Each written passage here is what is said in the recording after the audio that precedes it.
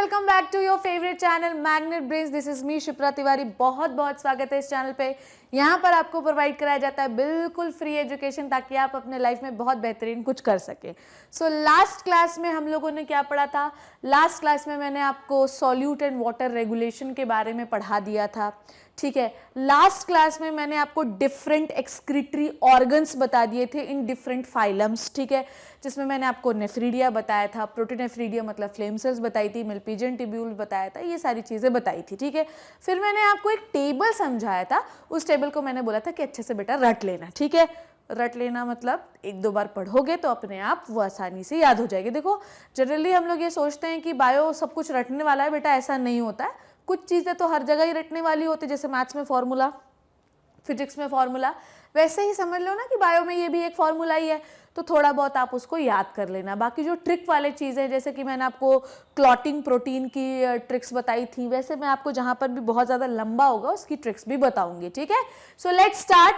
सबसे पहले मैं आपको एक नॉलेज क्लाउड देती हूँ, ठीक है, एक बादल देती हूँ। इस बादल के अंदर थोड़ा बहुत सा कुछ नॉलेज भरा हुआ है। एक्चुअली आपके एनसीईआरटी का ही क्वेश्चन है, इसलिए मैंने सोचा कि आपको बता दूँ कि name two osmolyte. For first we should know what is the osmolyte, ठीक है।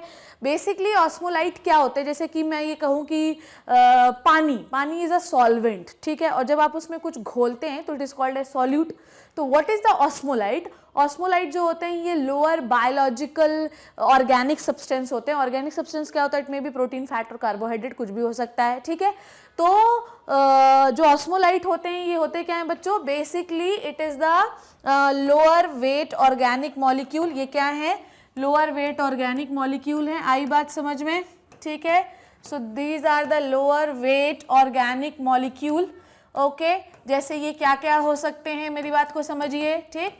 ऑर्गेनिक मॉलिक्यूल हैं ये। ऑर्गेनिक मतलब जिसमें कार्बन होता है। इट मे बी यूरिया, ठीक, it may be amino acids, ठीक, okay, it may be methylamine, it may be anything, बहुत सारे होते हैं। मैंने आपको कुछ एग्जाम्पल बताए, ठीक है। तो आपसे ये सीधा सीधा ये पूछ रहा है कि दो ऑस्मोलाइट का नाम बताइए, तो मैंने आपको तीन बता दिए, जिसमें आपको मैंने बताया यूरिया, अमाइनो एसिड्स, ठीक है। Look at my D, isn't so pathetic, ठीक है। तो एक होता है यूरिया, एक होता है अमाइनो एसिड और एक होता है मिथाइलामाइन, और भी बहुत सारे हो सकते हैं। Then what is the role of osmolyte? Let me explain you.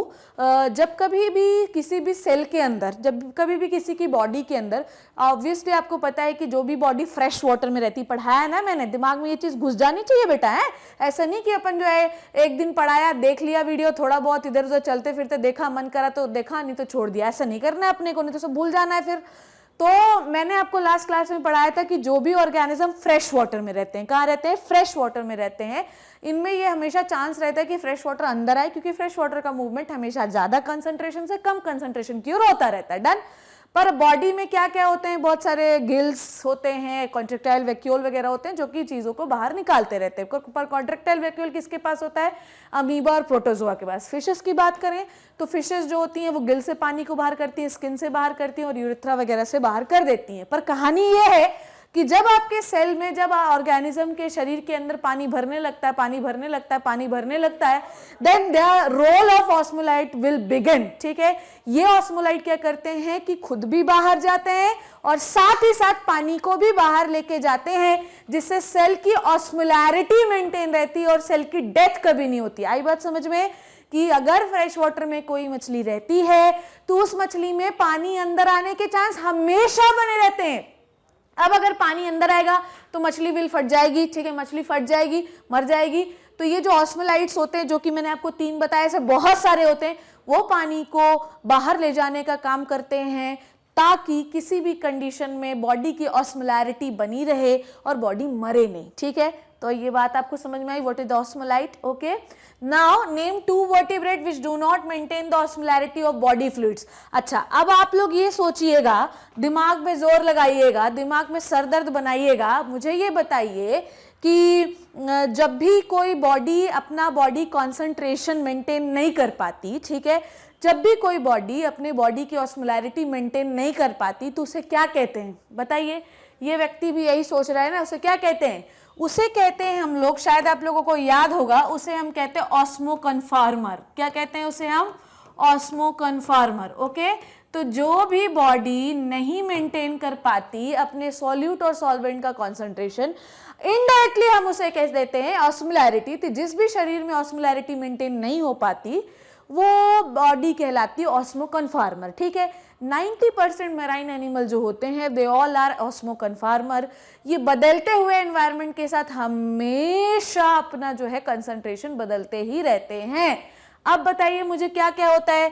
जैसे कि मैं आपको एग्जाम्पल बता देती हूँ, जैसे मैं आपको दो वर्टिब्रेट पूछ रहा है, ऐसे वर्टिब्रेट बताइए जो कि बदलते हुए एनवायरनमेंट के साथ अपने बॉडी की ऑस्मोलैरिटी चेंज कर लेते हैं। तो जैसे मैं आपको एक बताती हूँ, एक होती है हैग फिश। क्या होती है? हैग फिश। और ये आपके एनसीईआरटी का क्वेश्चन है। ओके, ए हैग फिश, इसी को हम लोग बच्चों कहते हैं मिक्जीन। इसी को हम लोग क्या कह देते हैं? मिक्जीन। ओके, और एक होती है आपकी कौन सी? शार्क। ठीक है, तो ये जो दो मैराइन वर्टिब्रेट्स है, वर्टिब्रेट मतलब इनके पास रीढ़ की हड्डी होती है, ये दोनों मछलियां जो होती हैं ये बेसिकली करती क्या हैं? अपनी बॉडी का कॉन्सेंट्रेशन बदलते हुए एनवायरनमेंट के साथ बदलती रहती हैं। आई बात समझ में? इसमें कोई कंफ्यूजन तो नहीं? So I hope you learn the knowledge cloud, कि आपको समझ में आ गया कि ऑस्मोलाइट्स क्या होते हैं और कौन से वर्टिब्रेट ऑस्मोलैरिटी को मेंटेन नहीं करते। ठीक है, so this is it. Now let's come to the topic. आ जाइए, देखिए। अच्छा, एक बार आप लोगों को स्क्रीनशॉट लेना हो तो ले सकते हैं। नाउ अब मैं आपको बताऊं कि कोई भी ऑर्गेनिज्म अलग अलग जगहों पे रहता है, बिल्कुल रहता है। देखो ये beautiful fish, isn't it so beautiful. ठीक है, तो actually I am feeling little bit गर्मी, बट लेट इट बी, पढ़ाना है तो फिर चलता है सब। ठीक है, तो ये जो फिश होती है, ठीक है, क्या होती है? फिश होती है। अब आपको मैं बताऊं कि जैसे आप लोग हैं तो आप लोगों की बॉडी का नीड क्या है? आप लोगों की बॉडी का नीड है भोजन। क्या है? भोजन। जैसे कि मैं वेजिटेरियन हूँ, I love to eat vegetarian. ठीक, अपने भैया भी जो हैं ये वेजिटेरियन ही है। वैसे ही हमारे ऑफिस में बहुत सारे लोग हैं जो नॉनवेज बहुत ज़्यादा खाते हैं, they love to eat the nonveg. ठीक है, पर अल्टीमेट जब हम लोग एक्सक्रीशन करने जाते हैं तो आपको पता है कि हम अपने यूरिन से क्या बाहर निकालते हैं? यूरिया। ठीक है, क्या निकालते हैं? यूरिया। क्योंकि हम लैंड में रहते हैं, तो जो भी लैंड में रहने वाला ऑर्गेनिज्म है, इधर मी, भैया और एनीथिंग, कोई भी है, ये सब यूरिया ही अपने शरीर से बाहर निकलता है through the urine. Okay, but if I am talking about the मछली जल की रानी है, देन जीवन उसका पानी है, then what is the reason कि ये यूरिया नहीं निकाल सकती? अब मेरी बात को ध्यान समझना। ठीक है, कि ये है यूरिया नहीं निकालती है क्योंकि इसके पास बहुत सारा पानी, और हम लोग यूरिया इसलिए निकालते हैं क्योंकि हमारे पास इतना सारा पानी नहीं है। अब मैं आपको बिल्कुल ध्यान से, बिल्कुल अच्छे से समझाती हूँ कि क्या निकालती हैं ये। बेसिकली ये जिस पानी में रहती हैं, या आपने देखा होगा कि एक्वेरियम में भी कितना सारा आपको पानी डालना रहता है तभी ये जीवित रहती हैं। समंदर में रहती हैं, नदी में रहती हैं, तालाब में रहती हैं, कुएं में रहती हैं, कहीं भी रहती हैं, अल्टीमेटली ये पानी में ही रहती हैं। आपको पता है कि ये जो एक्सक्रीटरी प्रोडक्ट बाहर निकालती हैं उसका नाम है ammonia. Okay, ammonia. Ammonia is the मतलब मैक्सिमम, मतलब टॉक्सिसिटी की हद पार कर देता है ये। Ammonia is the most toxic, dangerous excretory product I ever heard about. आई बात समझ में? तो मैडम मछली नहीं मर जाती? अब मेरी बात को ध्यान समझना। जब कभी भी, अच्छा ये मैं तुम्हें आइडिया नहीं दे रही हूँ, हाँ, इसको अपन को घर में करना नहीं है। लोग ये कहते हैं कि कभी भी चूहा, जब हम लोग रैट किलर रखते हैं, समझना बात को, जब हम लोग रैट किलर घर पे रखते हैं ना, तो जब रैट उसको खा लेता है तो वो पानी ढूंढता है, हमेशा पानी ढूंढता है, पानी की जगह पे बैठा रहता है। बट मैंने ऐसा सुना है और ऐसा एग्जामिन भी किया है कि अगर वो पानी पी लेता है तो वो बच जाता है। वो क्या कर लेता है? पानी पी लेता है तो बच जाता है। अच्छा, एक और चीज़ सुनिए, जब कभी जो लोग पॉइजन खा लेते हैं, मरने के लिए काफ़ी तूफानी लोग होते हैं वो, उनकी बातें अपन छोड़ दें, ठीक, पर जब कभी भी वो पॉइजन खाते हैं तो वो पानी नहीं, उनको अगर मरना तय ही कर चुके हैं बच्चों, तो वो पानी वानी नहीं पीते और वो मर जाते हैं। अगर वो पानी पी लेना तो मे बी वो बच जाए। अच्छा मैडम, पानी का इतना बड़ा रोल क्या है? बेटा होता क्या है कि जब कभी हम कोई चीज़ सीधी रख देते हैं ना, तो वो ज़्यादा टॉक्सिक है, ज़्यादा जहरीली है, पर अगर उसको हम पानी में घोल लेते हैं ना तो उसकी टॉक्सिसिटी कम हो जाती है। मेरी बात समझे? क्योंकि पानी इज द यूनिवर्सल सॉल्वेंट। पानी हर प्रकार के जहर को अपने अंदर घोल लेता है, ठीक है। इवन तुम्हारे शरीर में भी खूब सारा पानी रहेगा ना, तो जितने भी टॉक्सिक आपकी बॉडी प्रोड्यूस करती है वो सब पानी में मिलकर यूरिन से बाहर हो जाएंगे। इसलिए शायद हमको पर डे 5 लीटर पानी पीना चाहिए, ये बोलते हैं ना। ऐसे ही जो जल में रहने वाले जीव जंतु हैं, जो जल में रहने वाले, जो वाटर लिविंग ऑर्गेनिज्म है, जो एक्वेटिक ऑर्गेनिज्म है, अगर वो कोई ऐसा एक्सक्रीटरी प्रोडक्ट निकालें जो कि जहरीला है तो क्या होगा बताओ मुझे, तो वो वाटर में डिसॉल्व हो जाएगा और डिसॉल्व होने के बाद उसकी टॉक्सिसिटी खत्म हो जाएगी। आई बात समझ में? इसलिए जो वाटर में रहता है वो ऐसा प्रोडक्ट निकाल सकता है जो टॉक्सिक हो। इसलिए जब कभी भी हम लोग ऐसा कोई पानी पीते हैं, ठीक है, we generally use to do the filtration, use to do the RO, तो हम कुछ ना कुछ ऐसा प्रोसेस करते हैं कि अगर इसमें थोड़ी बहुत भी टॉक्सिसिटी बची हो तो वो खत्म हो जाए। करते हैं कि नहीं करते हैं? उबालते हैं कि नहीं उबालते हैं? डन? आई बात समझ में? मछलियां जो होती हैं वो नॉर्मली एक्सक्रीट करती हैं अमोनिया। क्या एक्सक्रीट करती हैं? Ammonia. Ammonia is the maximum toxic substance of the excretion, ठीक है। जितनी भी बोनी फिशेज होती हैं जिनमें हड्डियां होती हैं, जितने भी एक्वेटिक एम्फीबियंस होते हैं, एक्वेटिक एम्फीबियंस कौन, जैसे मेंढक हो गया, ठीक है, ये सारे हो गए, तो एक्वेटिक इंसेक्ट्स होते हैं, ये हमेशा क्या निकालते हैं? अमोनिया। तो आपने इस चीज में, इसमें कॉमन क्या देखा? हमने ये कॉमन देखा मैडम कि जो भी पानी में रहता है वो अमोनिया निकालता। बताया ना कि पानी में जहर को घोल के पीने से उसका जहरीलापन कम हो जाता है। I am not giving you the idea, ठीक है। नाउ तो ऐसे ऑर्गेनिज्म जो कि अमोनिया बाहर निकालते हैं उन्हें हम कहते हैं प्यारे बच्चों अमोनोटेलिक। क्या कहते हैं? अमोनोटेलिक, ठीक है। Now next is the process of excreting ammonia is the ammonotelism, ठीक है। जो कोई भी अमोनिया निकालता है उस प्रोसेस को आप क्या कहते हैं? Ammonotelism. Ammonia is, as it is readily soluble, it is generally excreted by the diffusion across the body surfaces or through the gill surfaces as ammonium ions, ठीक है, NH4+ में निकलते हैं ये। अच्छा मेरी बात को ध्यान समझिएगा कि ये जो आपकी अमोनिया रहती है ये बहुत आसानी से पानी में डिसॉल्व हो जाती है, बिल्कुल इजीली, कोई टेंशन नहीं है। तो बिल्कुल आसानी से पानी में डिसॉल्व हो जाती है।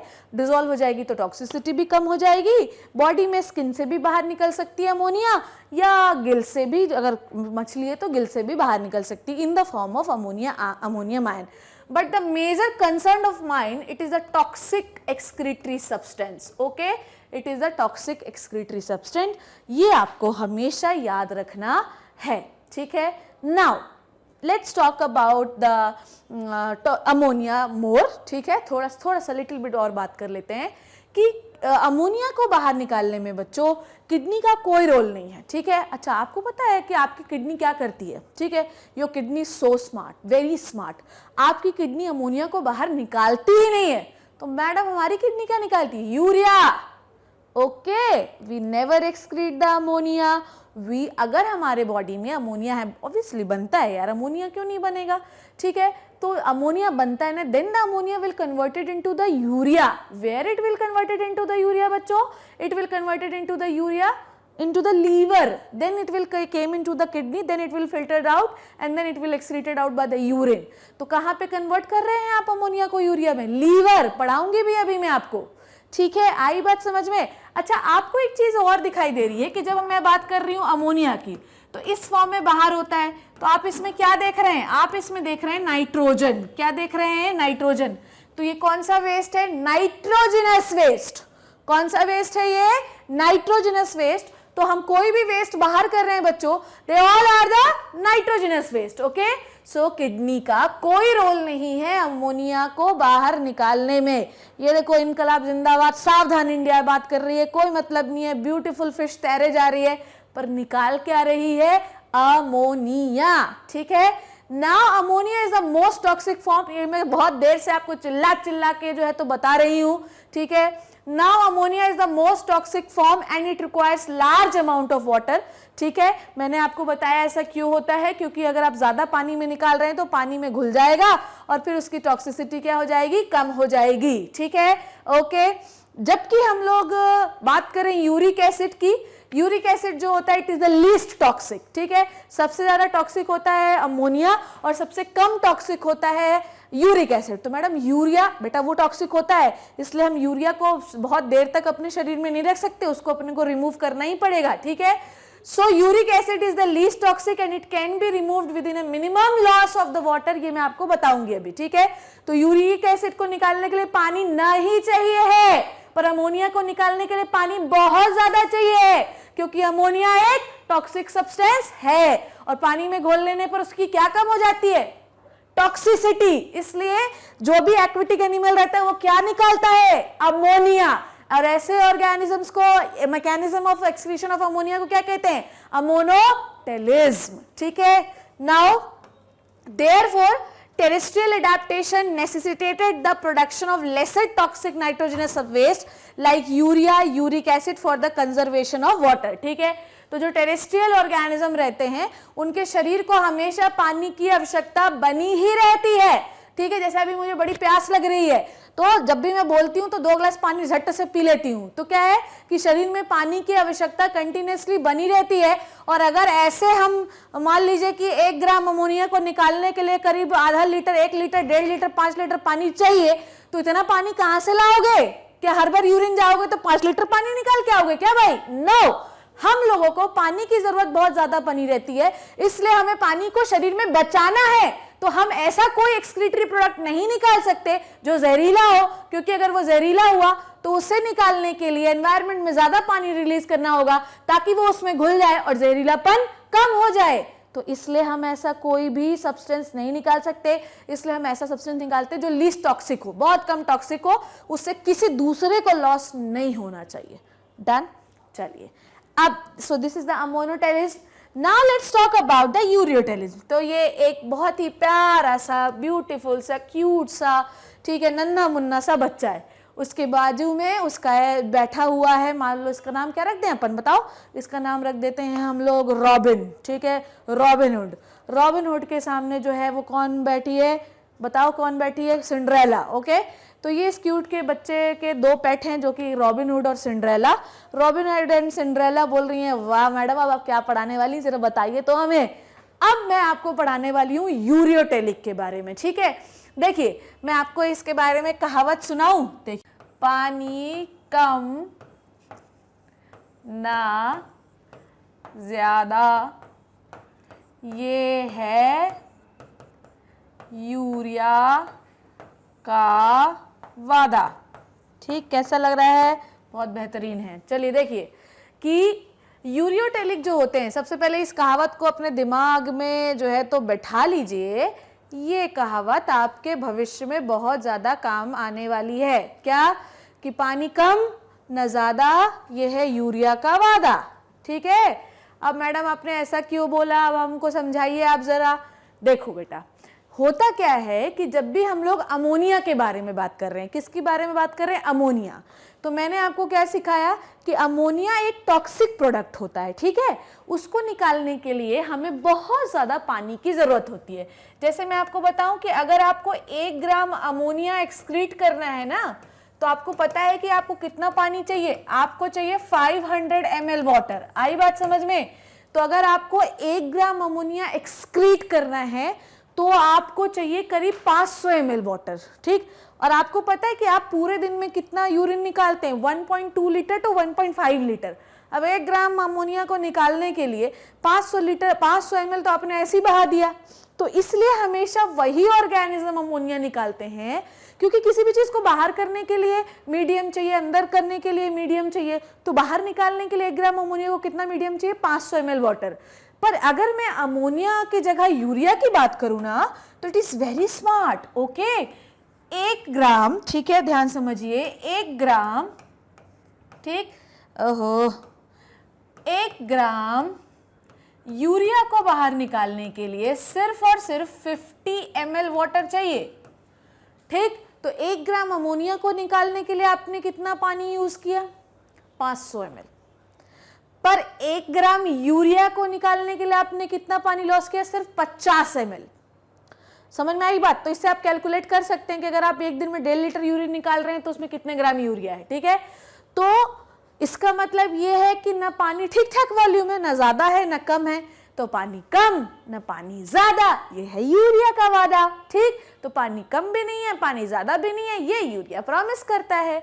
यूरिया जो है it is not so toxic excretory product, बहुत ज्यादा टॉक्सिक एक्सक्रीटरी प्रोडक्ट नहीं, पर फिर भी अगर इसकी मात्रा आपके शरीर में ज्यादा हो जाए तो ये टॉक्सिसिटी जनरेट कर सकती है। ऐसे ऑर्गेनिज्म जो यूरिया को बाहर निकालते हैं उन्हें हम कहते हैं यूरिकोटेलिक। क्या कहते हैं? यूरिकोटेलिक, और इस मैकेनिज्म को जिससे जैसे वो बाहर यूरिया को निकाल रहे हैं, it is called as ureotelism. जैसे अमोनिया को बाहर निकालने के लिए अपन ने क्या कहा था, अमोनोटेलिज्म, वैसे यूरिया को बाहर निकालने के लिए आप कहते हैं यूरियोटेलिज्म। आई बात समझ में? सो मैमल्स जिनके पास मेमोरी ग्लैंड होती है, जो अपने यंग वन को फीड करवाते हैं, एंड मेनी टेरेस्ट्रियल एम्फीबियंस जो जैसे फ्रॉग्स भी हो गए और अपने बहुत सारे क्रोकोडाइल वगैरह ये सब हो गए, तो इनमें बहुत सारे टेरेस्ट्रियल ऑर्गेनिज्म और एम्फीबियंस जो होते हैं, मैराइन फिशेस जो होती हैं, ये एक्सक्रीट करती हैं urea, so they are called as ureotelic. Madam यहाँ पर आप कुछ गलत बोल गई हैं शायद। मैराइन फिशेस, आपने हमें बताया था कि मैराइन फिशेस जो होती हैं वो कंटिन्यूसली जो है, मैराइन फिशेस है, पानी में रह रही है मैडम, वो आपने तो बोला था अमोनिया निकालेगी, आपने यूरिया क्यों बताया? अब मेरी बात को ध्यान से समझना, मैं कहाँ पर लिखूं, पानी कम ना ज्यादा, ये है यूरिया का वादा, ये चीज अपने को याद रखना है। Suppose that if I am talking about the shark, let me right this with the red colour, ठीक है, क्योंकि आपको रेड कलर से और ज्यादा हाईलाइट होगा। If I am talking about the shark, ठीक, आपको पता है कि ये यूरिया बाहर निकालती है, ठीक है, ये यूरिया बाहर निकालती है। यूरिया क्यों बाहर निकालती है? ध्यान से मेरी बात को बिल्कुल ध्यान समझना। जिस एनवायरनमेंट में वो रह रही है वो समंदर है, समंदर में नमक बहुत ज्यादा नमक है, ठीक है। अब बेचारी क्या करेगी? अब उसके बॉडी में प्योर वाटर का कॉन्सेंट्रेशन क्या है बच्चों? प्योर वाटर क्या है यहाँ पर? ज्यादा, ठीक, शार्क में। और प्योर वाटर एनवायरनमेंट में क्या है बेटा? प्योर वाटर एनवायरनमेंट में क्या है? कम। ENV मतलब कम, ENV मतलब एनवायरनमेंट, उसमें लेस है।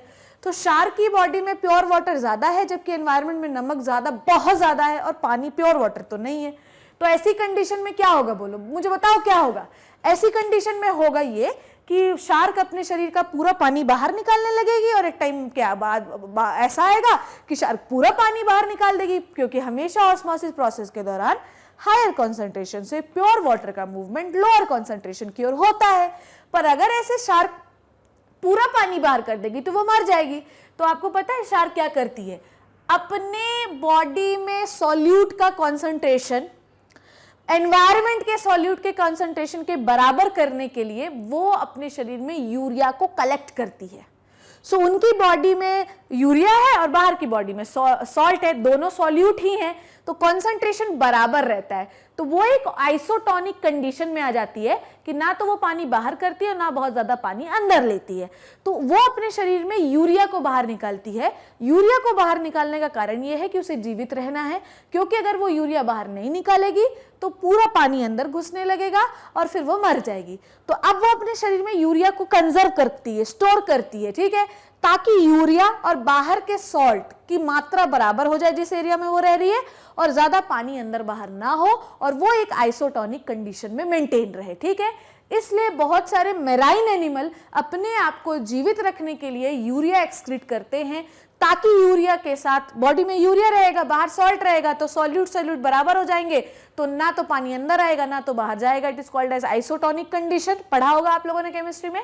तो इसलिए बहुत सारे मैराइन एनिमल अपने आप को जीवित रखने के लिए यूरिया भी बाहर निकालते हैं। मैकेनिज्म मैंने आपको समझा दिया, ठीक है, समझ में आ गया। चलो नेक्स्ट इज, सो पानी कम ना ज्यादा, ये है यूरिया का वादा। ये सुनकर चिट्टी बिट्टी मिट्टी सब बहुत खुश हैं, ठीक है। ये अपनी, इसका नाम क्या था? सिंड्रेला, इसका नाम क्या था? Robin hood. और ये क्यूट बेबी जो है बड़े खुश हैं कि हमको ज्यादा पानी एक्सक्रीट करने की जरूरत नहीं है, ठीक है। Now let's talk about the other thing which is the, देखिए ये मैंने अभी आपको अमोनिया के बारे में बताया था कि ammonia produced by the metabolism, हम लोग भी प्रोड्यूस करते हैं। मेटाबॉलिज्म मतलब खाना वाना तोड़ते हैं। एक्चुअली आपको पता है कि अमोनिया, यूरिया ये सब बनते कैसे? प्रोटीन के तोड़ने से। तो जब प्रोटीन टूटता है बाय द डाइजेशन और बाय एनीथिंग, तो अमोनिया बनता है। अमोनिया जो है उसको हम लोग लीवर में ले जाकर उसे किस में कन्वर्ट कर देते हैं? यूरिया में कन्वर्ट कर देते हैं, ठीक है। सो लिखा हुआ है कि ammonia produced by the metabolism is converted into the urea in the liver of these animal and released into the blood. Urea blood में आ जाता है, उसके बाद किडनी से फिल्टर होकर बाहर कर दिया जाता है। सम अमाउंट ऑफ यूरिया में B retained in the kidney, हमेशा थोड़ा बहुत अमाउंट ऑफ किडनी में यूरिया बना रहता है ताकि ऑस्मोलैरिटी मेंटेन रहे। मैंने आपको बताया ना, ऑस्मोलैरिटी मेंटेन रहे। क्योंकि अगर यूरिया हम पूरा बाहर निकाल देंगे तो प्योर वाटर का कॉन्सेंट्रेशन शरीर में क्या हो जाएगा, अब ज्यादा। तो अब हम बॉडी से प्योर वाटर को रिमूव करना शुरू कर देंगे, मतलब यूरिनेशन बहुत ज्यादा करना शुरू कर देंगे और शरीर में पानी की कमी हो जाएगी। तो हमेशा हमें अपने शरीर में कुछ सॉल्यूट को बचाना पड़ता है ताकि हम बाहर के एनवायरनमेंट के साथ मैच कर सकें, ठीक है। अब क्या होगा कि दोनों का कॉन्सेंट्रेशन मैच है तो थोड़ा बहुत आप पानी लॉस करेंगे, बहुत ज्यादा नहीं लॉस कर सकते। पर अगर आपने पूरा यूरिया बाहर निकाल दिया तो प्योर वाटर, यूरिया जो है सॉल्यूट भरा हुआ है तो सॉल्वेंट की प्योरिटी क्या है, कम। यूरिया पूरा बाहर निकाल दिया तो प्योर वाटर ज्यादा हो गया। अब लेट दनादन higher concentration to lower concentration, जान दो जान दो जान दो, पूरा पानी बाहर निकल जाएगा। Same condition with the shark. Shark नमक, बाहर वाले नमक को मेंटेन करने के लिए वो अपने शरीर में यूरिया बचा लेती है। तो अब नमक और यूरिया दोनों की मात्रा सेम हो गई तो ना तो ज्यादा पानी अंदर आ सकता है ना तो ज्यादा पानी बाहर जा सकता है। It is isotonic condition. Now last thing is the uricotelic. देखिए क्या होता है यूरिकोटेलिक, मतलब वो ऑर्गेनिज्म जो टेरेस्ट्रियल एनवायरनमेंट में, जैसे मोलस्क का देखो, मतलब आई डोंट थिंक सो कि इससे सुंदर जीआईएफ आपने देखा होगा कि एक स्नेल वाटर पी रहा है, पानी पी रहा है। और ये जो दो बर्ड्स हैं, ठीक है, जो लोग भी बर्ड वगैरह सब रहते हैं जो उड़ते रहते हैं, इनको बहुत ज़्यादा पानी की ज़रूरत रहती है। हमेशा हमेशा इनको बहुत ज़्यादा पानी की ज़रूरत रहती है उड़ने वगैरह के लिए, काम करने के लिए। तो ये अपने शरीर में पूरा पानी कंजर्व करते रहते हैं, ठीक है। अब तुम मुझे बताओ कि तुमने कभी भी किसी बर्ड को अपने ऊपर जो है तो यूरिन करते हुए देखा है? बताओ, कभी उसको अपने सर के ऊपर पेशाब करते हुए देखा है? नहीं, क्योंकि वो करती ही नहीं है। वो अपने बॉडी से अननेसेसरी वाटर लॉस करती ही नहीं है। वो जो भी चीज लॉस करती है उसको तुम कुछ भी बोल सकते हो, it will called as fecal matter और it will called as urine, anything, पर वो ऐसा जो आपका पानी नहीं बाहर निकालती है। तो वो एक सेमी सॉलिड जो है, फीकल मैटर कह सकते हैं, यूरिन कह सकते हैं, कुछ कह सकते हैं, वो सेमी सॉलिड लिक्विड पास करती है जो ना सॉलिड है ना लिक्विड है, और हम उसे कुछ भी कह सकते हैं, ओके। तो वैसे फालतू पानी लॉस नहीं करते क्योंकि वो पानी को स्टोर कर लेते हैं, ठीक है। सो रेप्टाइल्स हो गए, ठीक है, छिपकली वगैरह हो गई, क्रोकोडाइल वगैरह हो गए, बर्ड्स हो गए, लैंड स्नेल हो गए और इंसेक्ट हो गए, ठीक है। ये जो नाइट्रोजनस वेस्ट, ऐसा वेस्ट जिसमें नाइट्रोजन हो, जिस वेस्ट बाहर करते हैं उसे आप कहते हैं यूरिक एसिड, ठीक है, ओके। यूरिक एसिड को निकालने वाले ऑर्गेनिज्म क्या कहलाते हैं? यूरिकोटेलिक। यूरियोटेलिक जो यूरिया बाहर निकालते हैं, तो जो यूरिक एसिड निकालते हैं उनको क्या कहते हैं प्यारे बच्चों? यूरिकोटेलिक। और इस मैकेनिज्म को क्या कहेंगे? यूरिकोटेलिज्म। अमोनिया निकालता है तो मोनोटेलिज्म, यूरिया निकालता है तो यूरियोटेलिज्म, और यूरिक एसिड निकालता है तो यूरिकोटेलिज्म, ठीक है। इसे निकालने के लिए हमेशा मिनिमम पानी चाहिए रहता है, मतलब 1 ml में ये पूरा एक्सक्रीट कर सकते हैं, ठीक है। उसके बाद ये हमेशा पेस्ट के फॉर्म में चीजें बाहर करते हैं जिसमें थोड़ा बहुत पानी रहता है, बहुत ज्यादा नहीं रहता है, ठीक है। और ऐसे एनिमल्स को हम लोग कहते हैं यूरियोटेलिक। हमेशा एग्जाम्पल याद रखना है बायो में कि रेप्टाइल्स, बर्ड्स, लैंड स्नेल और इंसेक्ट ये यूरिक एसिड का एक्सक्रीशन करते हैं। So this is all about the knowledge cloud. कौन से animal belong to the following 3 category? Ammonotelic organism, ureotelic organism, and last is uricoteric organism. So this is it. This is I think enough for this session and lecture. I hope you enjoyed this lecture. इसमें कोई बहुत ज़्यादा कुछ tough नहीं था, बस हमेशा याद रखिए कि पानी कम न ज़्यादा, ये है यूरिया का वादा। See you in the next class. Thank you so much.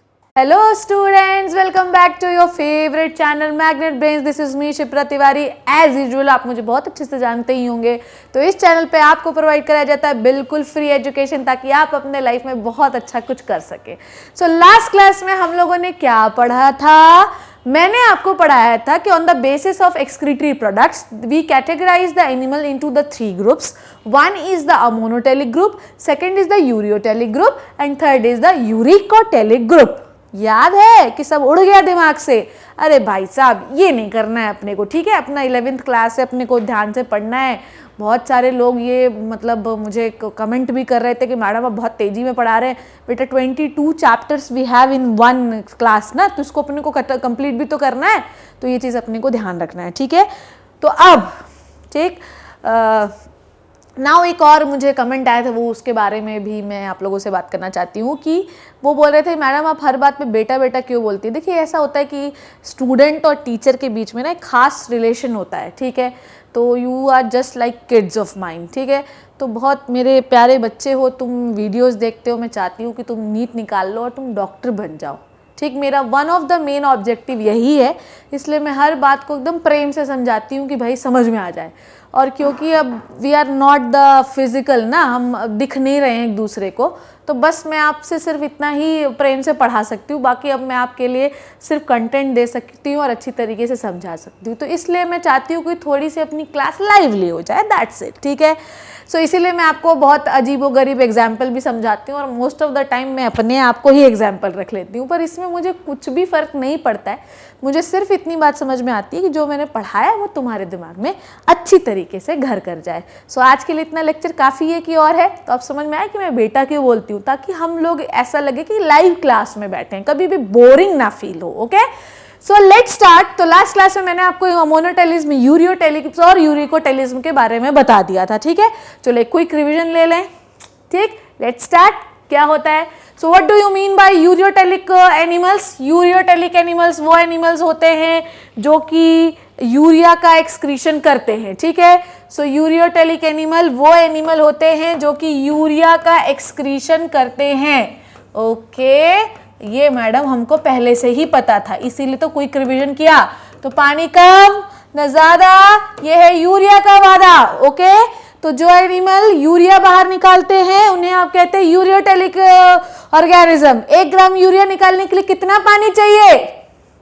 50 ml। Okay, main excretory product of mammals क्या है बताइए? यूरिया। पढ़ाया था आपको मैंने, जिसमें मैंने आपको मैमल्स बताए थे, रेप्टाइल्स कुछ बताए थे और शार्क भी बताई थी। ओके, सो ये बड़े ही सिंपल क्वेश्चंस थे। ओके, सो ये दोनों चीजें आपको समझ में आई। So define the term ammonotelism. क्या होता है बताइए? The mechanism of excretion of ammonia is called as amonotelism. That's it. Okay, so the mechanism of excretion of what? Ammonia is called as amonotelism. Last class में पढ़ा था, मैं एक बार revision करवा रही हूँ। तो ये नॉलेज क्लाउड आपको ऑलमोस्ट हर क्लास के बाद में इसलिए बताती हूँ कि लास्ट क्लास में हमने जो भी पढ़ा वो एकदम अच्छी तरीके से स्मूथली बटर की तरह क्लियर हो जाए, ठीक है, एकदम smooth. Okay, right down the role of kidney in the removal of ammonia. कैसे लिखेंगे इसको बताइए, बोलिए जल्दी से। कि by the metabolic activities our body produces the ammonia, ठीक है। So by the metabolic activities our body produces the ammonia, then this ammonia will goes into the, where it will go? It will goes into the liver, then it will converted into the urea. We never excrete the ammonia from our body because ammonia needs so much amount of water for the excretion. Almost 1 gram of ammonia needs how much water? बताइए मुझे, 500 ml। इतना पानी नहीं है भाई साहब अपने पास। Okay, so we need to convert the ammonia into the urea in where? Liver में, ठीक है। देन यूरिया को आप आसानी से बाहर निकाल सकते हैं, ठीक है। नाउ इसी क्वेश्चन के साथ we should know how we will convert the ammonia into the urea. The process of conversion of ammonia into the urea is called as urea cycle. It is also called as ornithine cycle or it is also called as arginine ornithine cycle. Okay, done. So please focus, please listen to me very carefully what I am saying. कि the process of conversion of ammonia into the urea, the process of conversion of ammonia into the what? Into the urea. This whole process present into a cycle. The cycle is known as urea cycle, ornithine cycle, arginine ornithine cycle, Krebs Henselt cycle, anything. Okay, so urea cycle में basically आपको urea का ammonia का urea में conversion पढ़ना है। Madam ये चीज हम लोग किडनी में क्यों नहीं पढ़ सकते? क्यों ही हमेशा यूरिया साइकिल लिवर में होता है? हमें ये बताइए बेटा क्या होता है। बेटा ठीक है, क्या होता है कि हमारे पास एक स्पेशल टाइप का एंजाइम है आर्जिनेज, ठीक है, मैं पढ़ाऊंगी उसके बारे में भी। तो हमारे पास एक स्पेशल टाइप का एंजाइम है which is called as arginase. Arginase नाम का एंजाइम एक्चुअली लीवर में ही होता है, इसलिए हमेशा यूरिया साइकिल भी लीवर में ही होता है। मेरी बात दिमाग में घुसी, खोपड़ी में घुसी, खोपड़ी मतलब स्कल, ओके। सो हमेशा ये चीज अपने दिमाग में कंठस्थ करिए, कंठस्थ मतलब याद करिए कि हमारे बॉडी में एक आर्जिनेज नाम का एंजाइम होता है और ये आर्जिनेज नाम का एंजाइम आपके लीवर में प्रेजेंट होता है, इसीलिए हमेशा यूरिया साइकिल लीवर में ही पाया जाता है, ठीक है। अब यूरिया साइकिल देखिए होता क्या है। So I hope this is, तो इसको कहते हैं urea synthesis, urea cycle, ornithine cycle, Krebs cycle, arginine ornithine cycle. Done. Now let me rub all these things and let me explain you, ठीक है। सबसे पहले we are here into the liver, ठीक है। हम लोग लीवर में हैं बच्चों और हमें यूरिया साइकिल पढ़ना है, ठीक है। बिल्कुल ध्यान से देखना आप, ओके। सो हमारे लीवर में कार्बन डाइऑक्साइड है, हाँ मैडम है। हमारे पास अमोनिया है, अमोनिया का जो एक्सक्रीशन होता है वो हमेशा अमोनियम आयन के थ्रू होता है, NH4+, ओके। आपके पास कार्बन डाइऑक्साइड है। कार्बन डाइऑक्साइड को जब आप अमोनिया के साथ कंबाइन करते हैं तो कंबाइन करने के लिए we always need an enzyme. The enzyme name is carbamyl phosphate synthetase, okay, ठीक है। बिल्कुल ध्यान से समझिएगा, ओके। तो जब आप कार्बन डाइऑक्साइड को अमोनियम आयन के साथ जोड़ते हैं तो यू नीड एन एंजाइम बच्चों। The name of enzyme is called as carbamyl phosphate synthetase, ठीक है, called as carbamyl phosphate synthetase, ठीक है। तो फॉस्फेट सिंथेटेज कहीं पर भी लिखा हुआ एंजाइम मतलब we need to add the phosphate, okay, हमें फॉस्फेट ऐड करना है। Phosphate is an energy molecule, ठीक है। Then it will combine and converted into what? Then it will converted into the carbamyl phosphate, okay. So in the liver हमें combine करना है बच्चों carbon dioxide और ammonia को, ठीक, अमोनियम आयन को। इस चीज को कंबाइन करने के लिए हमें एक एंजाइम चाहिए, एंजाइम का नाम है कार्बामाइल फॉस्फेट। कार्बामाइल फॉस्फेट जो होता है ये एक आपका अमाइनो एसिड जैसा ही होता है, ठीक है। आप समझिएगा कार्बामाइल फॉस्फेट जो है, ध्यान समझिए, कार्बामाइल फॉस्फेट जो है it will converted into the citrulline, ठीक है, it will converted into the citrulline. Citrulline भी आपका एक अमाइनो एसिड ही होता है, ये चीज अपने को याद रखना है, ठीक है। Then the carbamyl phosphate will converted into the citrulline। citrulline एक अमाइनो एसिड है, किसकी प्रेजेंस में, मैं हर एंजाइम को रेड से हाईलाइट कर रही हूं, ठीक है। तो किसकी प्रेजेंस में कन्वर्ट होगा? ऑर्निथिन ट्रांसकार्बोमाइलेज, ठीक है। बिल्कुल ध्यान से समझिएगा आप, carbamyl phosphate in the presence of ornithine, ornithine क्या, ये भी एक अमाइनो एसिड है, ठीक है। ऑर्निथिन ट्रांसकार्बोमाइलेज की प्रेजेंस में सिट्रुलिन में कन्वर्ट हो जाता है जो कि एक अमाइनो एसिड है। Done. Then citrulline will converted into the, बिल्कुल समझिएगा, then citrulline will converted into the arginosuccinic acid, then citrulline will converted into arginosuccinic acid, ठीक है, in the presence of arginosuccinate synthetase, ठीक है। बट अब आप यहाँ पर क्या देख रहे हैं, बिल्कुल ध्यान समझिएगा कि अब आप यहाँ पे क्या देख रहे हैं कि इस साइकिल में एंट्री हो रही है एस्पार्टेट की। एस्पार्टेट कहाँ से आ रहा है? ये आ रहा है क्रेब्स साइकिल से। कहाँ से आ रहा है? क्रेब्स साइकिल से। क्रेब्स साइकिल जो आपके माइटोकॉन्ड्रिया में होती है। अब बिल्कुल ध्यान समझिए कि कार्बन डाइऑक्साइड को जब आपने अमोनिया के साथ कंबाइन किया, then it will converted into the carbamyl phosphate in the presence of which enzyme? In the presence of carbamyl phosphate synthetase enzyme, ठीक है। Then carbamyl phosphate will converted into the citrulline in the presence of ornithine transcarbamylase enzyme, ठीक। Then what will happen? The reaction of citrulline and aspartate, ठीक है। Aspartate और citrulline जब आपस में जुड़ते हैं, देखिए एस्पार्टेट भी यहाँ से आ रहा है। एस्पार्टेट क्या होता है? ये भी एक अमाइनो एसिड ही है, A.A मतलब अमाइनो एसिड, ठीक है। तो एस्पार्टेट भी एक अमाइनो एसिड ही है। तो जब आप सिट्रुलिन को एस्पार्टेट के साथ जोड़ देते हैं, एस्पार्टेट आ कहां से रहा है, क्रेब्स साइकिल से आ रहा है, ओके। तो एस्पार्टेट और सिट्रुलिन को जब आप जोड़ देते हैं तो आपको मिलता है ऑर्जिनोसक्सिनेट। क्या मिलता है, ऑर्जिनोसक्सिनेट। और जो एंजाइम इनके बीच में इस्तेमाल होता है, it is called as argininosuccinate synthetase. It is called as argininosuccinate synthetase. Done. अब आपका आर्जिनोसक्सिनेट बन गया है, ठीक। अब हमें क्या करना है बच्चों कि हमें इस आर्जिनोसक्सिनेट को अलग करना है, तोड़ना है, ठीक है। तो जब हमें तोड़ना है तो हमेशा ही याद रखिए कि जब भी हम कोई चीज को काटते हैं ना, बिल्कुल सीरियसली सुनिएगा क्योंकि एक साइकिल है। जब हम लोग किसी भी चीज को काटते हैं ना बच्चों, तो हमेशा हमको जो एंजाइम चाहिए रहता है उसके आगे लिखा रहता है एज। तो जब यहां पर आपने यूज किया आर्जिनोसक्सिनेस, तो आप तोड़ेंगे आर्जिनोसक्सिनेट को, ठीक है।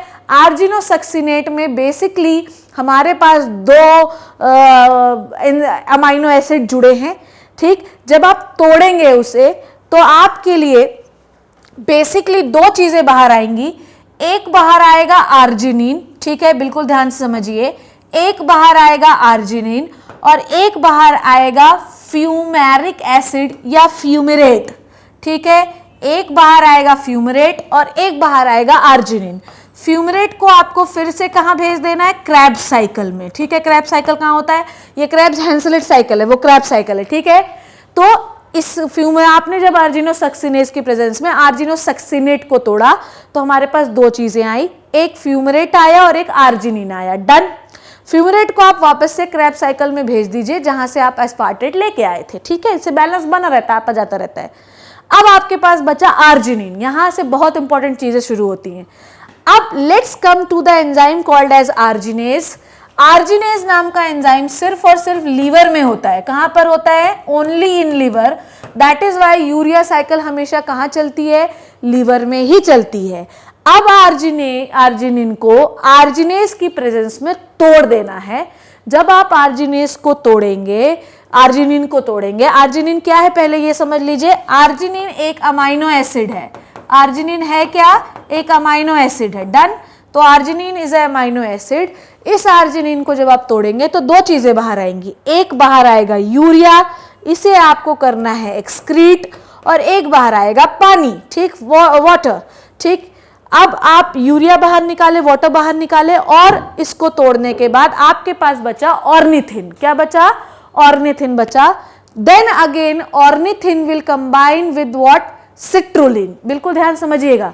देन ऑर्निथिन will combine, ध्यान समझिएगा कि ornithine, not citrulline, ornithine will combine with this carbamyl phosphate and then both of them, देखिए एक यहां से आ रहा है और एक यहां से आ रहा है, दोनों कंबाइन होकर बनाते हैं citrulline in the presence of ornithine transcarbamylase, ठीक है।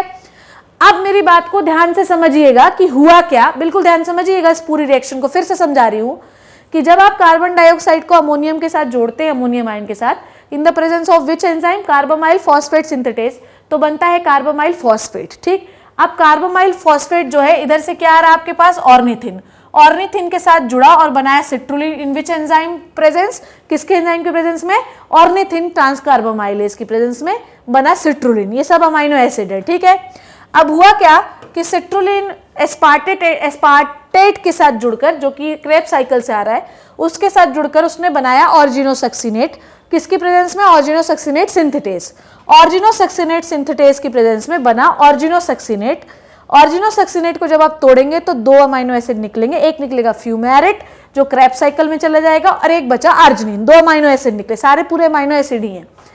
आर्जिनिन को जब आप तोड़ेंगे इन द प्रेजेंस ऑफ आर्जिनेज, जो कि लीवर का एंजाइम है, सिर्फ लीवर में पाया जाता है। That is why urea cycle हमेशा कहां होता है, लीवर में। तो आर्जिनेज जो है वो आर्जिनिन को किस में कन्वर्ट कर देगा, ऑर्निथिन में, ठीक।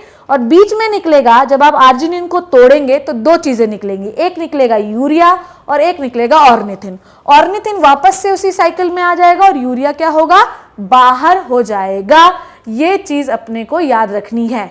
तो ये कहानी हो रही है माइटोकॉन्ड्रिया में और ये कहानी हो रही है आपके साइटोप्लाज्म में, ये याद रखिएगा। अब आपके सेल से यूरिया जो है वो एक्सक्रीट हो जाएगा और ऑर्निथिन फिर से कार्बामाइल फॉस्फेट के साथ जुड़ने के लिए रेडी है। So this is all about the urea cycle. Now let's talk, अच्छा इसका let's please take a screenshot of it. ये जितने भी बीच बीच में बन रहे हैं ये सब आपके अमाइनो एसिड ही हैं। Now let me talk about the some discussion. Urea synthesis, urea cycle होता क्या है? ये एक बायोकेमिकल एस्पेक्ट है क्योंकि इसमें बहुत सारे केमिकल यूज किए और बायोलॉजी में बहुत ज़रूरी है, ठीक है। इसे आप क्रेब्स हैंसलेट साइकिल कहते हैं, ठीक है। Formation of carbamyl phosphate by the combination of ammonia CO2 and ATP, ठीक। अमोनिया CO2 और ATP के कॉम्बिनेशन में पहले स्टेप में आपने क्या बनाना है? पहले स्टेप में आपने बनाना है कार्बामाइल फॉस्फेट। इसमें आपको ATP भी जोड़ देती हूँ मैं, ठीक है, इसकी प्रेजेंस में बनाना है। Now next is carbamyl phosphate combined with ornithine and form citrulline, ठीक है। ये जो है ऑर्निथिन के साथ जुड़ा और बनाया सिट्रुलिन, ठीक है। Now citrulline joined with the aspartic acid and changed into the organosuccinic acid, then citrulline joined with the aspartic acid, ये अमाइनो एसिड और इसने बनाया ऑर्जिनोसक्सिनेट या ऑर्जिनोसक्सिनिक एसिड, डन। देन ऑर्जिनोसक्सिनिक एसिड टूटा फ्यूमारिक एसिड में और आर्जिनिन में, ठीक, बिल्कुल सही बात है। देन ऑर्जिनोसक्सिनिक एसिड आर्जिनिन में टूटा, फ्यूमारिक एसिड में टूटा, ये क्रैब साइकिल में चला गया। देन आर्जिनिन को आप तोड़ेंगे आर्जिनेज की प्रेजेंस में। आर्जिनेज जो है वो टूटेगा तो क्या बनेगा?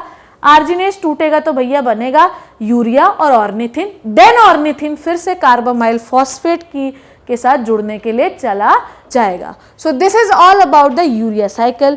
ये पूरी कहानी आपके लीवर में होती है। जब आप यहाँ से यूरिया बाहर निकाल देते हैं तो यूरिया ब्लड में आता है, सेल से बाहर निकल के ब्लड में आएगा, ब्लड से फिर ये किडनी में जाएगा, किडनी से फिल्टर होकर बाहर हो जाएगा। So I know this is a very headache topic, पर आप बिल्कुल ध्यान से देखना, ये आपको हेडेक नहीं देता है। बिल्कुल 2-4 स्टेप है, आसानी से याद हो जाएंगे।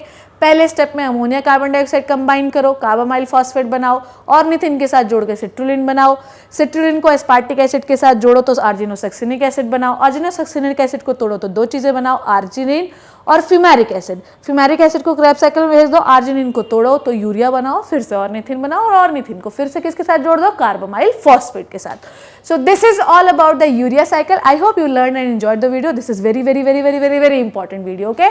तो see you in the next class. Next class I will tell you some more thing जो कि बहुत इंटरेस्टिंग है। See you in the next class. घर पे रहना और सेफ रहना। Thank you so much. Hey students, welcome back to your favorite channel Magnet Brains. This is me Shipra Tiwari.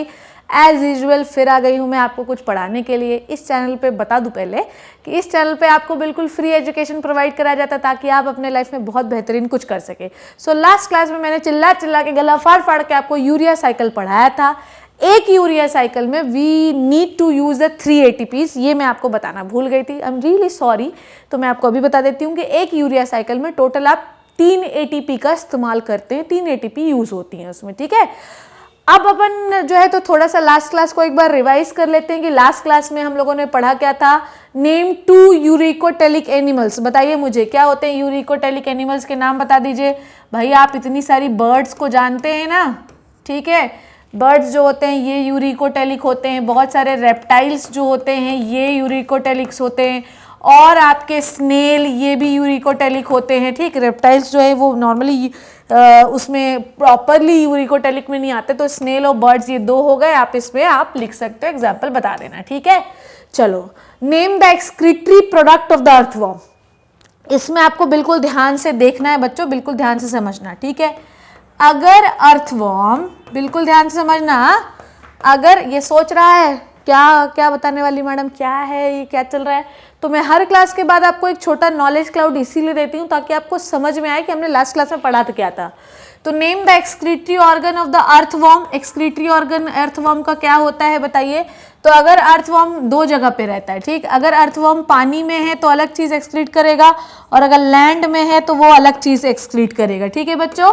अगर अर्थवॉर्म पानी में रहता है तो वो क्या एक्सक्रीट करता है। अगर अर्थवॉर्म पानी में रहता है बच्चों तो वो एक्सक्रीट करता है urea.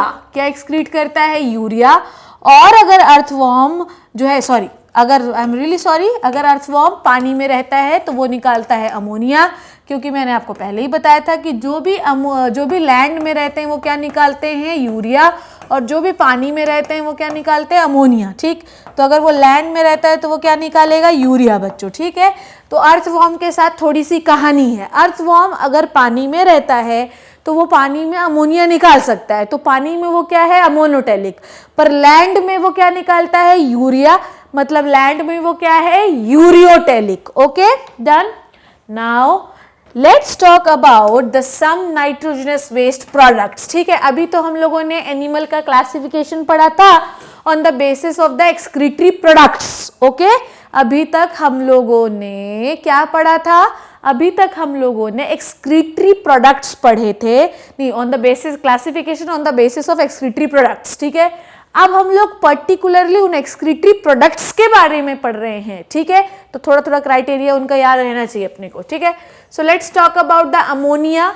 It is the first metabolic waste of the protein metabolism. ठीक है, तो याद रखिए कि जब भी हम लोग प्रोटीन का ब्रेक डाउन करते हैं बच्चों, क्या करते हैं, प्रोटीन का ब्रेक डाउन करते हैं, तो हमें क्या मिलता है, प्रोटीन का ब्रेक डाउन करते हैं तो अमोनिया, हमें हमेशा अमोनिया मिलता है। ये चीज अपने को याद रखना है। तो किसी भी शरीर में, किसी के भी शरीर में, ठीक, मैं, तुम, ये, वो, कोई भैया, अपने प्यारे भैया बैठे इन्हीं के शरीर में, अगर कोई चीज टूटती है तो वो क्या निकालती है, अमोनिया निकालती। कोई चीज में भी क्या तोड़ना है बच्चों, प्रोटीन।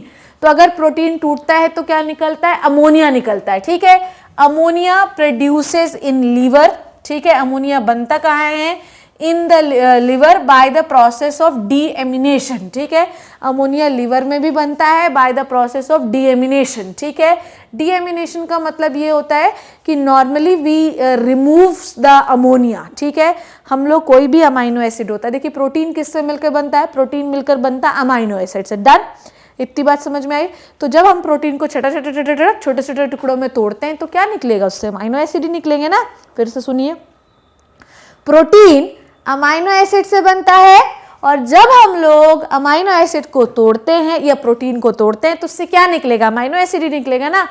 अब अमाइनो एसिड जो होते हैं, किसी भी अमाइनो एसिड में हमेशा एक अमोनिया ग्रुप होता ही है, और फिर जब हम अमाइनो एसिड को भी तोड़ते हैं तो हमेशा अमोनिया निकलता ही रहता है। तो पूरे प्रोटीन को तोड़कर आपने उससे क्या निकालना है, amino acid. Then amino acid को कहाँ लेके जाना है आपको, लिवर में। लिवर में उसे तोड़ने के बाद क्या होता है भैया, अमोनिया निकलता है, और फिर अमोनिया को जो है तोड़ते हैं तो फिर हाइड्रोजन और नाइट्रोजन निकलता है। तो बेसिकली अमोनिया जो है वो प्रोटीन का ही बाई प्रोडक्ट होता है। जब आप प्रोटीन को तोड़ते हैं तो अमाइनो एसिड निकलता है, और जब अमाइनो एसिड को तोड़ते हैं तो अमोनिया निकलता है। अमोनिया एक बहुत ही ज्यादा टॉक्सिक प्रोडक्ट होता है, डीएमिनेशन प्रोसेस से निकलता है, मतलब अमोनियम आयन निकाल लेते हैं आप अमाइनो एसिड से। ठीक है, अगर मैं मानूं कि आपको मैं ये चीज बाद में बताऊंगी खैर अमाइनो एसिड के बारे में। Ammonia is the very toxic, require a large amount of water for the excretion. ये बात मैंने आपको पहले ही बताई थी कि अमोनिया एक बहुत ही ज्यादा एक्सक्रीटरी, टॉक्सिक एक्सक्रीटरी प्रोडक्ट है, जिसे निकालने के लिए बहुत ज्यादा पानी की जरूरत होती है।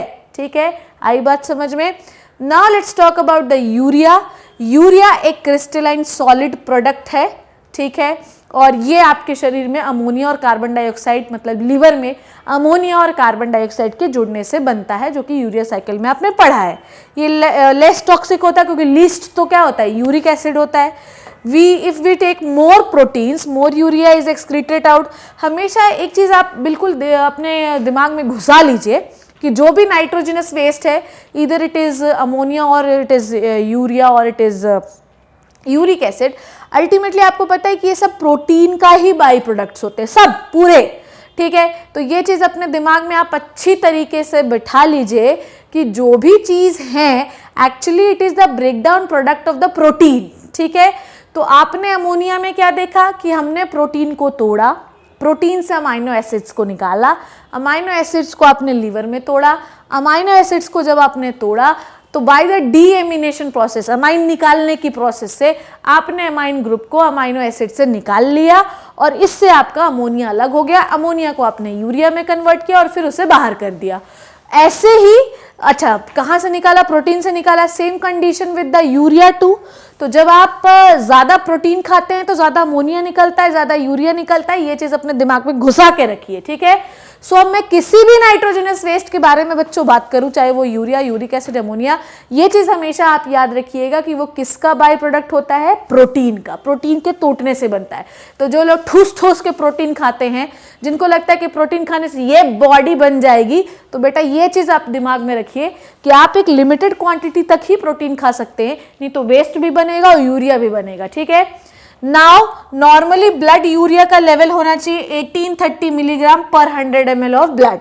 तो अगर आप ज़्यादा खाते हैं तो ज़्यादा यूरिया बनेगा। आजकल तो लोग इतना ज़्यादा एडवांस हो गए हैं, इतना ज़्यादा एडवांस हो गए हैं कि क्या करते हैं कि यूरिया सफ़ेद कलर का रहता है। रेलवे स्टेशन में जो आप चाय पीते हैं, आपको क्या लगता है कि बहुत बेहतरीन और बहुत क्वालिटी वाली चाय है? No no no.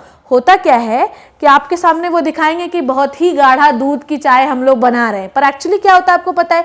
उस दूध में वो एक वाइट पाउडर मिलाते हैं जिसका नाम है यूरिया। तो यूरिया एक सिंथेटिक प्रोडक्ट भी होता है। आप एक्सक्रीट तो करते ही हैं, साथ में लोग उसे बना भी सकते हैं और फिर वो घोल देते हैं और आपको चाय पिला देते हैं और आपको बड़ा मजा आता है। तो कभी भी never use to drink the tea into the railway station, क्योंकि अगर आप ऐसा करते हैं बच्चों, आप तो नहीं करते होंगे पर जो भी सामने करता है उसको अपने को रोकना भी चाहिए, ठीक है। तो ये चीज़ अपने को याद रखना है कि नॉर्मल यूरिया जो है उसका लेवल 18 to 38 मिलीग्राम पर 100 ml ऑफ ब्लड होना चाहिए, ठीक है। Now let's talk about the uric acid, ठीक है। यूरिक एसिड के बारे में हम लोग पहले भी बात कर चुके हैं। यूरिक एसिड भी कहाँ प्रोड्यूस होता है? लीवर में, ठीक है। आपने इन तीनों चीज़ों में सिमिलैरिटी देखी? हाँ मैडम, हमने सिमिलैरिटी देखी कि कहीं ना कहीं से ये लीवर से ज़रूर जुड़ा हुआ है।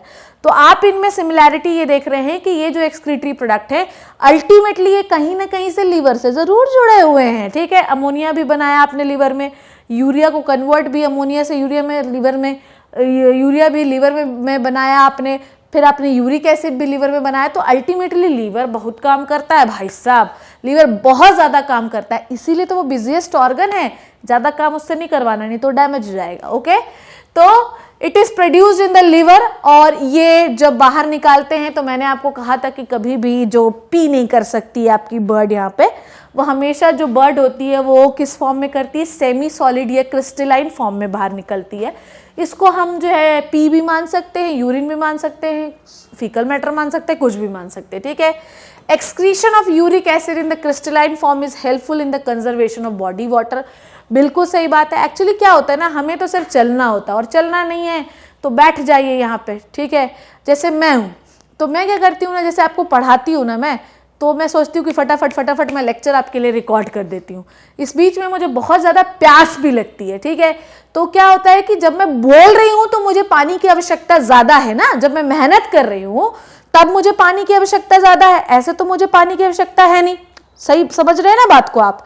तो जब मैं बोल रही हूँ चाय चाय चाय चाय चाय चाय चाय चाय बोल रही हूँ तो मुझे पानी की आवश्यकता ज़्यादा है। So when our body doing so much of work they need more water. तो जब आप सोचिए उन पक्षियों के बारे में जो कंटिन्यूसली उड़ते ही रहते हैं, अब जब उड़ेंगे तो बेटा ज़्यादा पानी चाहिए कि नहीं चाहिए बच्चों? अब ज़्यादा पानी चाहिए तो पानी को स्टोर करना पड़ेगा कि नहीं करना पड़ेगा? इसलिए जिन भी पक्षियों को, जिन भी एनिमल्स को ज़्यादा काम करना पड़ता है वो हमेशा पानी को कंजर्व करके रखते हैं, और हमेशा जो भी चीज़ वो एक्सक्रीट करते हैं ये वो बहुत ज़्यादा पानी, आपके जैसे यूरिन बाहर नहीं कर सकते, तो हमेशा वो एक सेमी सॉलिड फॉर्म में चीज़ें बाहर निकालते हैं, ठीक, पेस्ट के फॉर्म में। Now what is the bird drooping, ठीक है। जैसे ही मैंने बर्ड पढ़ाया तो यहाँ पे आसपास एक कबूतर बोल रहा है, ठीक है, pigeon pigeon, okay. Bird dropping, guano consist of uric acid and phosphate rich feces, ठीक है।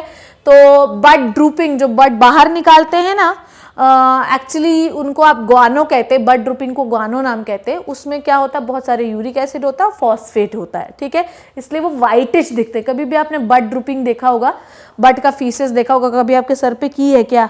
नहीं, मेरे तो नहीं किया, आप मुझे बताना क्या क्या हुआ। तो कभी भी आपने देखा होगा कि हमेशा जो बर्ड फीसेस निकालती है, जो एक्सक्रीशन निकालती है, जो उत्सर्जन निकालती है, वो हमेशा सफ़ेद कलर का दिखाई देता है क्योंकि उसमें बहुत ज़्यादा फॉस्फेट होता है, ठीक है। नाउ ग्वानिन्स के बारे में बताऊं, ठीक है। ग्वानिन्स को पढ़ाने से पहले मैं कुछ चीज़ें आपको बता देती हूँ। आई होप कि ज़्यादा तेज नहीं हो रहा है। Uric acid we already learn, ठीक है। Urea we already learn, ammonia we already learn. जो नई चीज़ है वो है ग्वानिन। अब मैं आपको बताती हूँ, ठीक है, बिल्कुल ध्यान से समझिएगा। डीएनए, ठीक है। डीएनए में होते हैं नाइट्रोजिनस बेसिस। ओके, डीएनए में क्या होते हैं? Nitrogenous basis. ठीक है, डीएनए डीऑक्सीराइबोन्यूक्लिक एसिड होता है ना, ये अपन ने पढ़ रखा होगा 10th में। तो डीएनए का फुल फॉर्म होता है डीऑक्सीराइबोन्यूक्लिक एसिड। डन। डीएनए एक जेनेटिक मटेरियल है जो एक जनरेशन से दूसरी जनरेशन को क्या प्रोवाइड करता है? इंफॉर्मेशन। ठीक है, तो डीएनए एक जेनेटिक मटेरियल है, सीधी सी बात है। अब मैं इसमें अपना पचड़ा नहीं कराऊंगी, अपना पचका नहीं कराऊंगी कि मैं डीएनए पढ़ाने बैठ जाऊं। मैं लिटिल बिट थोड़ा थोड़ा सा आपको बताती हूँ कि डीएनए जो होता है वो एक जेनेटिक मटेरियल है जो एक जनरेशन से दूसरी जनरेशन को इंफॉर्मेशन कैरी करता है। हाँ मैडम, इतनी बात समझ में आई।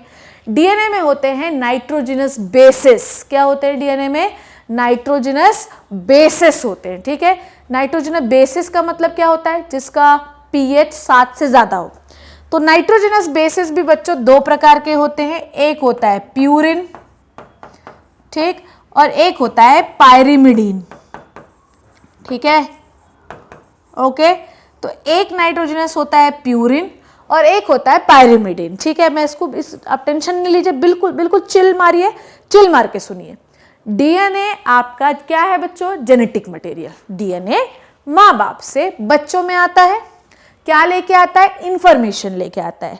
डीएनए जो होता है उसके अंदर क्या होता है? नाइट्रोजिनस बेसिस, ऐसा बेस जिसके अंदर क्या होता है? नाइट्रोजन।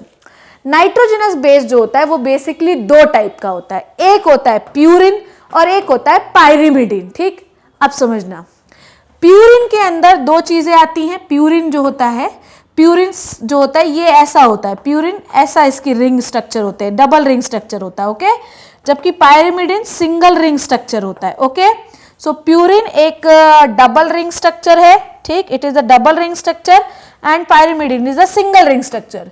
प्यूरिन के दो एग्जाम्पल होते हैं, एक होता है एडेनिन, एडेनिन, और दूसरा होता है ग्वानाइन। ठीक, ग्वानिन भी बहुत सारे लोग इसको कहते हैं। ठीक, तो एक होता है एडेनाइन और दूसरा होता है ग्वानिन। ठीक, सो डीएनए एक जेनेटिक मटेरियल है जो इंफॉर्मेशन को एक जनरेशन से दूसरी जनरेशन पे कैरी करता है। डीएनए के अंदर नाइट्रोजनस बेसिस होते हैं। ये बेसिस जो होते हैं ये दो हो सकते हैं, एक होता है प्यूरिन, दूसरा होता है pyrimidine. Purine double ring structure है जबकि पायरिमिडीन सिंगल रिंग स्ट्रक्चर होता है। प्यूरिन के दो टाइप होते हैं, ग्वानिन और एडेनिन। मैडम आप ये इतने देर से क्यों बता रही हैं? क्योंकि डीएनए बनाता है प्रोटीन। डीएनए क्या बनाता है? प्रोटीन। ठीक, तो अल्टीमेटली अगर कोई ग्वानिन को एक्सक्रीट कर रहा है तो इसमें भी क्या है बेटा? नाइट्रोजन, और इसे भी हम एक नाइट्रोजनस वेस्ट ही कंसीडर करेंगे। क्या कंसीडर करेंगे? Nitrogenous waste. आई बात समझ में कि अल्टीमेटली डीएनए से क्या बनता है? प्रोटीन। और अगर कोई ऑर्गेनिज्म डीएनए से प्रोटीन बनाया तो ठीक है, पर अगर वो ग्वानिन जो कि एक नाइट्रोजनस वेस्ट है, क्योंकि उसमें भी नाइट्रोजन है, बेस है ना, तो उसमें भी नाइट्रोजन होता है, तो अगर कोई ऑर्गेनिज्म प्रोटीन बना रहा है डीएनए से, बहुत अच्छी बात है, हर कोई बनाता है, पर अगर कोई ऑर्गेनिज्म प्रोटीन को तोड़ने की बजाय वो डीएनए के इस प्रोडक्ट को एक्सक्रीशन के तौर पे बाहर करे, वो प्रोटीन को बाहर ना करे, प्रोटीन को तोड़कर बाहर ना करे, वो डीएनए को तोड़कर बाहर करे, इस चीज को ग्वानिन को बाहर करे, तो ऐसे ऑर्गेनिज्म को हम ग्वानोटेलिक कहते हैं और एक्सक्रीटरी प्रोडक्ट है ग्वानिन, जो कि एक बेस होता है डीएनए का। ठीक है, तो जब कभी भी हम डीएनए को तोड़ते हैं, जब हम लोग प्रोटीन को तोड़ते हैं तो अमाइनो एसिड बनता है, और अमाइनो एसिड को तोड़ते हैं तो भैया अमोनिया बाहर निकलता है, यूरिया बाहर निकलता है। पर जब आप डीएनए को तोड़ के बाहर करते हो, डीएनए से भी प्रोटीन ही बनता है, पर अगर आप डीएनए तोड़कर उससे ग्वानिन बाहर निकल रहे हैं, और ग्वानिन एक एक्सक्रीटरी प्रोडक्ट है जो कि नाइट्रोजनस वेस्ट बेस है डीएनए का, तो अगर वो बाहर कर रहे हैं तो आप ग्वानोटेलिक है और एक्सक्रीटरी प्रोडक्ट है guanine. So the guanine is the metabolic waste of the nucleotide metabolism. ठीक है, न्यूक्लियोटाइड मेटाबॉलिज्म, जब आप प्यूरिन, न्यूक्लियोटाइड मतलब प्यूरिन वगैरह को तोड़ते हैं तो ये सब निकलता है। ठीक है, न्यूक्लियोटाइड का मतलब ही होता है बेस और sugar, nucleotide, base, sugar, phosphate. ठीक है, तो डीएनए के स्ट्रक्चर में तीन चीजें होती हैं, बेस, शुगर और फॉस्फेट। बेस कौन सा होगा? पायरिमिडीन या प्यूरिन। शुगर और फॉस्फेट, तो बेस, शुगर और फॉस्फेट तीनों को एक साथ कहते हैं न्यूक्लियोटाइड। तो जब आप तोड़ते हैं तो बेस अलग हो जाता है और फिर आप उसे एक्सक्रीट कर देते हैं।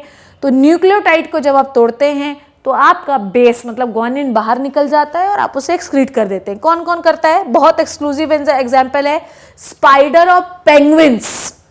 स्पाइडर और पेंगुइन्स ग्वानिन को बाहर निकालते हैं, ये चीज अपने को याद रखनी है। तो आपको ये बात क्लियर हुई कि कई बार ऑर्गेनिज्म डीएनए को तोड़ता है, प्रोटीन को तो तोड़ता है नहीं, बिल्कुल भी नहीं, वो डीएनए को तोड़ने लगता है और डीएनए से जो ग्वानिन निकलता है जो कि डीएनए के अंदर था निकलता है, तो उन्हें हम ग्वानोटेलिक कहते हैं और एक्सक्रीटरी प्रोडक्ट है ग्वानिन। ठीक है, तो आपको ammonia, urea, uric acid, guanine समझ में आया? आई होप आपको ये चीज समझ में आ गई होगी। ठीक है, ठीक है। Now let's talk about the trimethylamine oxide. Trimethylamine oxide, बहुत सारे जो मैराइन एनिमल रहते हैं, इवन शार्क, ठीक है, वो एक्सक्रीटरी, जबकि shark is not the bony fish, shark bone नहीं होती है शार्क में, ठीक है, शार्क में कार्टिलेज होता है। ओके, तो शार्क भी यूरिया निकालती है एक्सक्रीटरी प्रोडक्ट में, साथ ही साथ वो एक और एक्सक्रीटरी प्रोडक्ट बाहर करती है which is the trimethylamine oxide. ठीक है, इसको आप TMAO कहते हैं। ठीक है, ट्राईमिथाइलअमाइन ऑक्साइड। ठीक है, ये जो होती है ये सॉल्युबल होती है। क्या होती है? सॉल्युबल। ओके, ये चीज़ अपने को याद रखना है कि ये क्या होती है? सॉल्युबल होती है।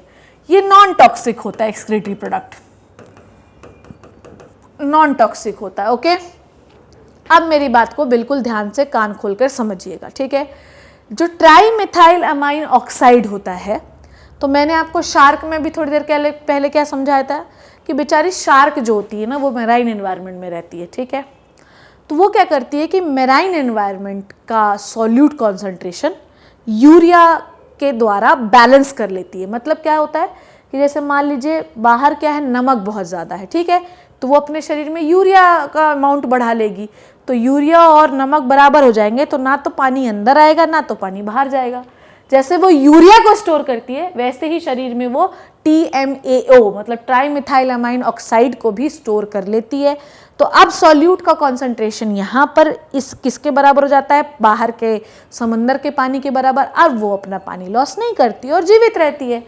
तो इसी तरीके से बहुत सारी मैराइन बोनी फिशेज जो होती है, it is all about the shark, ठीक है, ताकि वो अपना पानी लॉस ना कर दे, इसलिए वो अपने शरीर में सॉल्यूट का कॉन्सेंट्रेशन बैलेंस करती है। पर अगर मैं बात करूं समंदर की किसकी? बोनी फिशेस की। किसकी बात करूं? बोनी फिशेस की। तो वो भी जो है क्या निकालती है? TMAO। आपको शार्क का वो समझ में आया कि शार्क क्या करती है? शार्क अपने शरीर में यूरिया TMAO को भर लेती है, सॉल्यूट अपने अंदर बना के रखेगी, ताकि ऐसा ना हो कि पानी अंदर घुसने लगे और मेरा अच्छा वाला पानी बाहर हो जाए। अंदर थोड़ी घुसेगा। ऑस्मोसिस क्या कहता है? प्योर वाटर का movement from shark body to the environment, क्योंकि एनवायरनमेंट में तो नमक वाला पानी भरा हुआ है। अब वो क्या करेगी कि सॉल्यूट इतना ज़्यादा बढ़ा लेगी, यूरिया और आपका ये TMAO, कि सॉल्यूट नमक और इसका सॉल्यूट बराबर हो जाएगा, तो बेचारी को पानी लॉस नहीं करना पड़ेगा, क्योंकि आइसोटोनिक कंडीशन में आप कुछ भी बाहर नहीं करते। So trimethyl. Next is ornithuric acid. ठीक, ऑर्निथ्यूरिक एसिड जो होता है ये कौन निकालता है? ये निकालता है आपका बर्ड्स। ठीक है, ये होती है कलरलेस। ठीक, ये कलरलेस होता है और क्रिस्टलाइन फॉर्म में बाहर निकलता है। ठीक है, क्रिस्टलाइन फॉर्म में बाहर निकलता है। डन। Next is hippuric acid. Next is what? Hippuric acid. Hippuric acid is a specialized product of the mammals. It is produced from the benzoic acid. ठीक है, अब मेरी बात को ध्यान से समझना।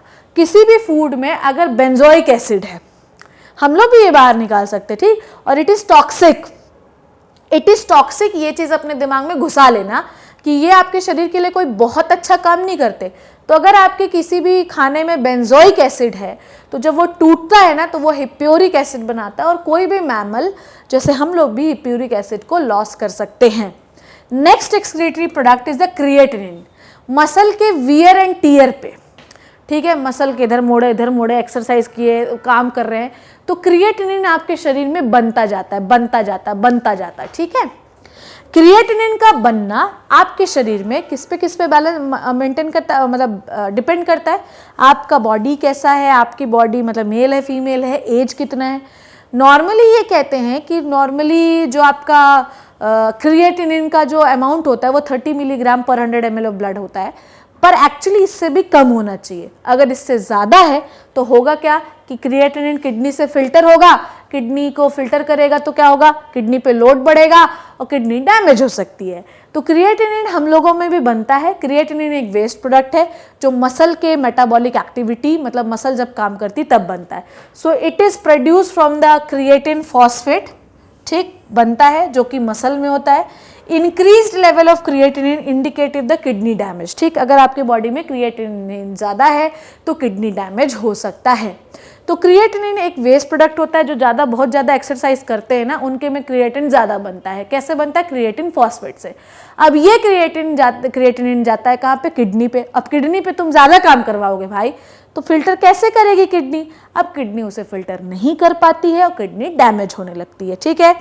सो how many excretory waste product we have learned in this class, ammonia, ठीक, यूरिया, यूरिक एसिड, ग्वानिन आपको अच्छे से समझा है, डीएनए को जब तोड़कर कुछ बार करते हैं, ट्राइमिथाइल ऑक्साइड, ये भी बेंजोइक एसिड से बनता है, ठीक है, ऑर्निथ्यूरिक एसिड, प्यूरिक एसिड और creatinine. So this is all about the types of nitrogenous waste product जो कि अलग अलग ऑर्गेनिज्म बाहर करते हैं। So I hope you learned and enjoyed the video. See you in the next class. Next class में मैं परफेक्टली ह्यूमन एक्सक्रीटरी सिस्टम के बारे में शुरू करूंगी। तो see you in the next class. घर पे रहना, सेफ रहना। Thank you so much. Hey students, welcome back to your favorite channel Magnet Brains. This is me Shipra Tiwari. बहुत बहुत स्वागत है। इस चैनल पे आपको प्रोवाइड कराया जाता है बिल्कुल फ्री एजुकेशन ताकि आप अपने लाइफ में बहुत बेहतरीन और बहुत अच्छा कर सके।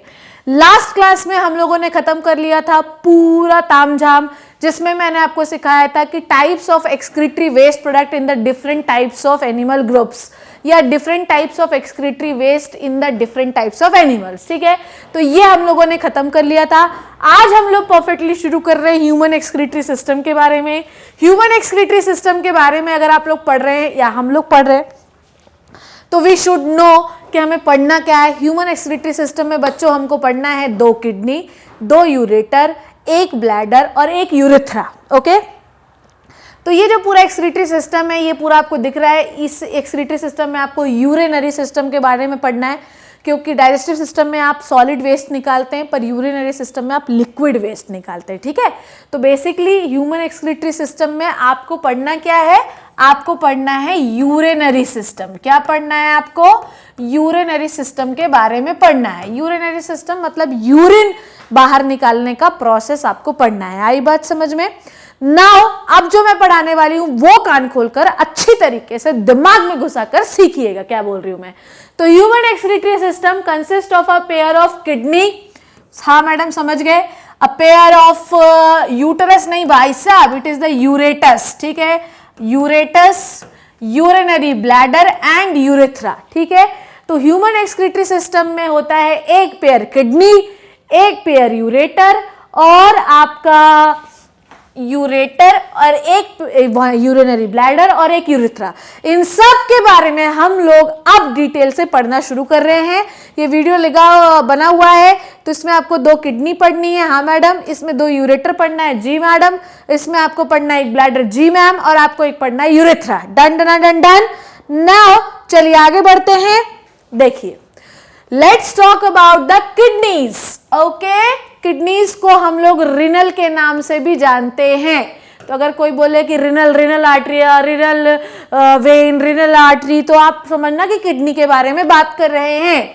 सो only in human beings the right kidney, we have how many kidneys we have in the body, we have 2 kidneys in the body, but the right kidney is slightly below the left, okay. So the right kidney is slightly below the left, ये चीज आपको याद रखना है क्योंकि right kidney के ऊपर liver का, थोड़ा सा let me draw the liver very carefully, ठीक है। सो जो आपका राइट किडनी होती है बच्चों वो थोड़ी सी नीचे होती है, ठीक है, क्योंकि आपका जो राइट का लीवर लोब होता है, ठीक है, वो राइट किडनी के ऊपर रहता है, जिसकी वजह से वो एक वेट पुट ऑन करता है, वेट लगाता है, वेट दबा देता है उसको, ठीक है। तो क्या होता है कि राइट वाला जो लीवर रहता है, लीवर के 2 लोब्स होते हैं, राइट और लेफ्ट। राइट वाला जो लीवर लोब होता है वो हमेशा बड़ा होता है और लेफ्ट वाला लीवर लोब हमेशा छोटा होता है। ये चीज आप समझ गए कि राइट वाला लीवर लोब क्या होता है, बड़ा, और लेफ्ट वाला लीवर लोब क्या होता है, छोटा। तो राइट वाला, जैसे मान लीजिए ये किडनी है ना, तो राइट वाला लीवर लोब उसके ऊपर प्रेशर बनाएगा। जब प्रेशर बनाएगा तो जो राइट वाली किडनी है वो थोड़ी सी नीचे आ जाएगी। तो हमेशा ही याद रखिए कि जो राइट किडनी रहती है वो हमेशा थोड़ी सी नीचे और लेफ्ट किडनी थोड़ी सी ऊपर रहती है, ठीक है। पर ये सिर्फ किसकी कहानी है, सिर्फ ह्यूमन बीइंग्स की। किसकी कहानी है, ह्यूमन बीइंग्स की। But in other mammals like rabbit and जैसे कि अगर किसी और मैमल की बात करें, जैसे रैबिट की बात करें, तो रैबिट की ना राइट वाली किडनी क्या होती है, समझिएगा, रैबिट की जो होती है, the rabbit left kidney is below the right, ठीक है। तो रैबिट में बाईं वाली किडनी जो होती है वो क्या होती है, नीचे, और दाईं वाली किडनी जो होती है वो ऊपर, दोनों में उल्टा होता है, ठीक है। ह्यूमन बींग्स में राइट वाली नीचे और लेफ्ट वाली ऊपर, जबकि रैबिट में लेफ्ट वाली नीचे और राइट वाली ऊपर होती है due to the presence of stomach, okay. Now towards the center of inner concave surface of kidney is a notch called as hilum through which the ureter, blood vessels and nerves are passed, ठीक है। अब मेरी बात को ध्यान से समझिएगा, ये आपको एरिया जहां पर आपको ये धसा हुआ एरिया दिखाई दे रहा है, let me label this with the black colour, ठीक है। तो ये जो आपको धसा हुआ एरिया दिख रहा है ना किडनी का, ये मैं हाईलाइट कर रही हूं, ये जो धसा हुआ आपको एरिया दिख रहा है, this area is called as hilum. इस एरिया को आप क्या कहते हैं, हिलम, ठीक है। थोड़ा सा साफ साफ लिख देती हूं, ठीक। तो इस एरिया को आप क्या कहते हैं, इस एरिया को आप कहते हैं हिलम, ठीक, ओके, हिलम, ओके। इस हिलम वाले एरिया से आपको क्या दिख रहा है कि इस वाले हिलम से भैया ये यूरेटर है, इस वाले से यूरेटर बाहर आ रहा है, इस धसे हुए एरिया से, यहीं से वेन अंदर जा रही है, यहीं से आर्टरी अंदर जा रही है। तो बेसिकली किडनी का जो धसा हुआ एरिया है, ठीक, दिस, ओके, सो किडनी का ये जो धसा हुआ एरिया दिख रहा है आपको, this is called as hilum, okay, done. तो टुवर्ड्स द सेंटर, सेंटर पर है inner concave surface, inner concave, ठीक, surface of the kidney notch, धसा हुआ एरिया, ठीक, कॉनकेव, कॉन्वेक्स होता तो बाहर निकला होता, कॉनकेव है मतलब अंदर, ठीक है, okay, is called as hilum, जिससे आपकी ब्लड वेसल्स, नर्व्स और यूरेटर पास होता है, ठीक है। अब मेरी बात को बिल्कुल ध्यान से समझिएगा, मैं आपको थोड़ा सा डायग्राम समझा देती हूँ। ये दो किडनी है आपके पास, ये जो एरिया आपको दिख रहा है ऊपर ऐसा कोनिकल शेप का, it is the adrenal gland. क्या होती है ये, एड्रिनल ग्लैंड होती है। हाँ मैडम, इतनी बात हमको समझ में आ गई। उसके बाद ये एक किडनी हो गई और ये एक किडनी हो गई, हाँ मैम ये भी हमको समझ में आ गया। उसके बाद आप देखिए कि आपकी किडनी जो होती है इस पर ब्लड सप्लाई है, ठीक है, तो ब्लड सप्लाई ये वेन है, ठीक है, ये रिनल वेन है ये वाली, और ये रिनल आर्टरी है, ठीक है। आई बात समझ में। अब अपन लोग, ये आपका जो पाइप दिख रहा है इट इज अ यूरेटर, और ये आपका राउंड जो एरिया दिख रहा है इट इज अ ब्लैडर, ठीक है। अब डिटेल से बात करें, थोड़ा सा आ जाइए, चलिए let's talk about the structure, ठीक है। किडनी के स्ट्रक्चर के बारे में हम लोग बात करते हैं। अब कलर आपने क्या देखा, कलर आपने किडनी का क्या देखा, मुझे आप वही चीज बताइए कि किडनी का कलर क्या दिख रहा है बच्चों। किडनी का कलर है रेड और ब्राउन। कैसा है, रेड और ब्राउन, ठीक है। हाँ मैम दिखा। किडनी का शेप कैसा दिख रहा है, ऐसा नहीं दिख रहा, ऐसा नहीं लग रहा आपको कि ये ऐसा लग रहा है राजमा है, ठीक है। राजमा अपन खाते हैं ना, कितना टेस्टी लगता है, वाह वाह बहुत मजा आता है खाने में, ठीक है। तो कैसा लगता है, ये राजमा जैसे बीन शेप का होता है। हाँ मैम। साइज में अगर हम देखें तो ये होती है 10 to 12 सेंटीमीटर लंबाई में, 5 to 7 सेंटीमीटर होती है चौड़ाई में। हाँ मैम। उसके बाद इसकी लेंथ है आपकी 10 to 12 सेंटीमीटर, विड्थ है जो आपकी 5 to 7, और थिकनेस जो है, मोटाई देखिए, लेंथ, विड्थ और थिकनेस, ठीक है। थिकनेस कितनी है आपकी 2 to 3 सेंटीमीटर। वेट की बात करें तो वेट है ऑलमोस्ट 150 ग्राम। अगर मैं रेंज की बात करूं तो 120 to 170 ग्राम जो होती है वो उसकी रेंज होती है, ठीक है।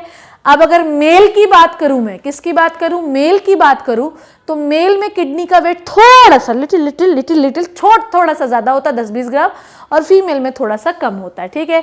Location, it is situated between the level of last thoracic and third lumbar vertebrae, close to the dorsal inner wall of the abdominal cavity, ठीक है। अब मेरी बात को ध्यान से समझिएगा, जब भी हम लोग बॉडी में किसी ऑर्गन के बारे में बात कर रहे हैं, किसके बारे में बात कर रहे हैं बच्चों, किसी ऑर्गन के बारे में बात कर रहे हैं, तो हमेशा एक चीज अपने दिमाग में घुसा कर याद रखिए कि we always used to position our organ on the basis of the vertebral column. ठीक है, अब मेरी बात को बिल्कुल ध्यान से समझना कि किडनी की पोजीशन हम लोग बता रहे हैं कि कहाँ है। किडनी जो है वो बॉडी के बैक साइड पर है, ठीक है, और है किसके बीच में, ये प्रेजेंट है in between the last thoracic vertebrae. Last thoracic vertebrae होती है आपकी, थोरेसिक वर्टिब्री होती है जो चेस्ट वाली वर्टिब्री होती है, ठीक है। तो थोरेसिक वर्टिब्री, थोरेक्स का मतलब चेस्ट होता है ना, तो थोरेक्स वर्टिब्री यहां से यहां तक होती है, ठीक है, और ये होती है 12, कितनी होती है 12।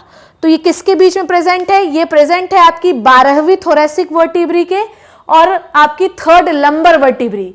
तो बेसिकली हमारे कमर में टोटल 5 हड्डियां हैं, कितनी हैं बच्चों, 5 हड्डियां। तो इस वाले एरिया में कितनी हड्डियां हैं बच्चों, 5, ठीक है। गर्दन के पास के नीचे से इस वाले एरिया तक आपके पास हैं 12 और कमर वाले पे हैं 5। तो 12वीं ये आपकी छाती वाली और आपकी टोटल 3 कमर वाली, इनके बीच में होती है आपकी किडनी, मतलब बीच में वर्टिब्रल कॉलम, साइड साइड में किडनी, ठीक है। तो इस तरीके से पोजीशन होता है, ठीक है। Close to the dorsal inner wall of the abdominal cavity, ठीक है, बॉडी में पेट के पिछले हिस्से में पाई जाती है। उसके जस्ट पीछे होती है आपकी रीढ़ की हड्डी, उसके जस्ट आगे होता है आपका पेट, पेट मतलब ये, और उसके जस्ट पीछे होती है रीढ़ की हड्डी। रीढ़ की हड्डी में भी कौन सी, 3 कमर वाली और आखिरी छाती वाली के बीच में पाई जाती है, ठीक, मतलब उसके जस्ट सामने।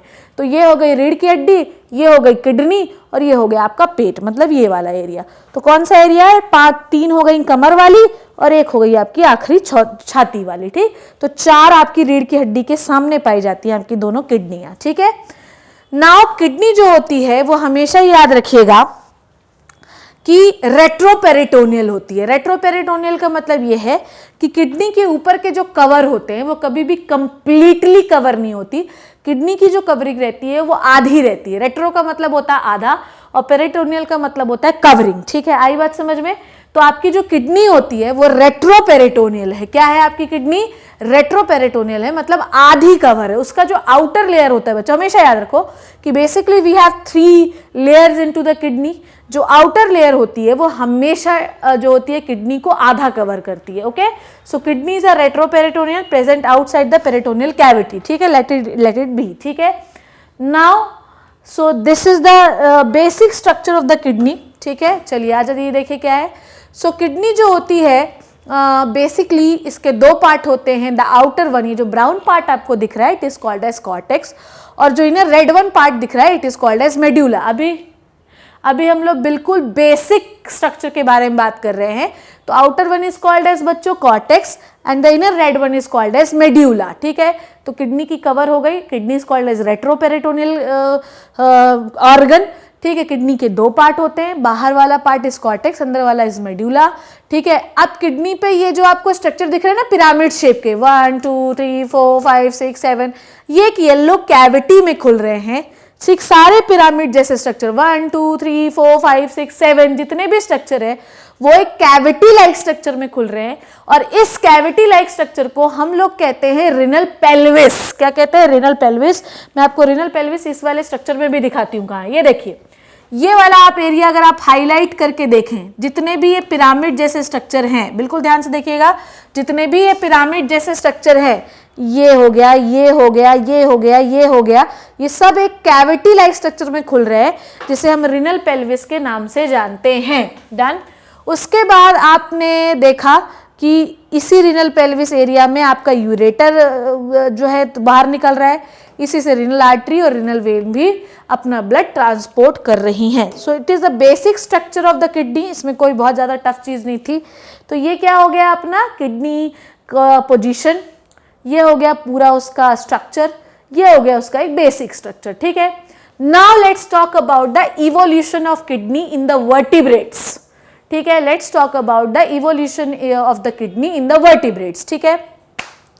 हमेशा याद रखिए कि आपका किडनी कहाँ है, आपका किडनी कहाँ है? आपके कमर पे, ठीक है, मतलब वर्टिब्रल कॉलम के जस्ट सामने। वर्टिब्रल कॉलम में भी कौन सी बताई मैंने आपको? 3 हो गई कमर वाली, और छाती में टोटल 12 हैं, तो छाती की जो आखिरी होती है 12वीं और कमर की 3 उनके सामने पाई जाती है, ठीक है। पर हमेशा मैं अगर डेवलपमेंट की बात करूं बच्चों, तो हमेशा किडनी ऐसी होती है क्या? नो नो नो, ये चीज याद रखिएगा कि हमेशा किडनी आपके जैसे नहीं होती कि जैसी आपके वैसे सब जगह बचपन से हर ऑर्गेनिज्म में चले आ रही है, ऐसा कभी नहीं होता है बच्चों। किडनी, हम लोग जो है we are the smartest organism, ठीक है, हमसे स्मार्ट कोई नहीं है, ठीक है, हम सबसे बेहतरीन लोग हैं। पर सबके में आपकी जैसी किडनी हो सकती है क्या? नो, सबके में आपकी जैसी किडनी हो ये जरूरी बिल्कुल भी नहीं है। तो आपके अलग अलग टाइप की किडनी का इवोल्यूशन कैसे हुआ है, कैसे हमारी किडनी बनी, कैसे हमारी कितनी किडनियां होकर तुम्हारी किडनी बनी, चलो आप देखें। सबसे पहले let's talk about the archinephros kidney. कौन सी किडनी? Archinephros kidney. आर्कियोनेफ्रस किडनी जो होती है सबसे पुराने टाइप की किडनी है वर्टिब्रेट्स में, ठीक है। हमेशा याद रखिए जो किडनी होती है वो वर्टिब्रेट्स का कैरेक्टर है। वर्टिब्रेट मतलब जिसके पास रीढ़ की हड्डी होती है। तो आर्कियोनेफ्रस किडनी सबसे पुराने वर्टिब्रेट में पाई जाती है, और सबसे पुराना वर्टिब्रेट है मिक्सीन, जिसे हम हैग फिश भी कहते हैं, जो हम पहले भी एग्जाम्पल में पढ़ चुके हैं। आई बात समझ में? तो आर्कियोनेफ्रस किडनी इज द पुराने टाइप की किडनी, सबसे पुरानी टाइप की किडनी होती है, और ये सबसे पुराने टाइप के वर्टिब्रेट में पाई जाती है। और सबसे पुराना टाइप का वर्टिब्रेट कौन है? मिक्सीन या hagfish. Okay, now next is, अच्छा ये जो होती है सबसे अच्छी बात ये है कि ये एम्ब्रियोनिक स्टेज में ही पाई जाती, बाद में नहीं होती, ठीक है। तो it is functional in the embryo. बाकी जब मिक्सीन और हैगफिश बड़े वगैरह हो जाते हैं तो उनमें नहीं पाई जाती, फिर वो खत्म हो जाती है। पर इसको आपको आर्कियोनेफ्रस क्यों कहना है? क्योंकि ये पूरे लाइफ टाइम उनके में प्रेजेंट नहीं होती बेचारों में, सिर्फ एम्ब्रियो में, फिर उसके बाद वो गायब हो जाती है, बॉडी स्किन से काम होता है, ठीक है। नेक्स्ट इज प्रोनेफ्रस किडनी, ठीक है। जब मिक्सीन बड़ी हो जाती है, मिक्सीन बड़ा हो जाता है, then archinephros kidney will converted into the pronephros kidney. आई बात समझ में? तो एम्ब्रियो में जो होता है हैगफिश के कौन सी किडनी फंक्शनल होती है? आपकी आर्कियोनेफ्रस किडनी। पर जब एम्ब्रियो बड़ा हो जाता है, जब एम्ब्रियो एडल्ट हो जाता है, तो उसके में pronephros kidney, archinephros kidney will converted into the pronephros kidney. Pronephros kidney मतलब यहां है, ठीक है, एंटीरियर किडनी, सामने की ओर किडनी, ऊपर की ओर किडनी, ठीक है। It is functional in the adult myxine, ये एक वर्टिब्रेट होता है, ठीक है। और एक पेट्रोमाइजोन, ये भी एक जो आपका वर्टिब्रेट है, आपके पेट्रोमाइजोन और कुछ फिशेज और एम्फीबियंस के एम्ब्रियो में, ठीक है। सिर्फ मिक्सीन के एडल्ट में ही पाई जाती है कौन सी kidney? Pronephros kidney.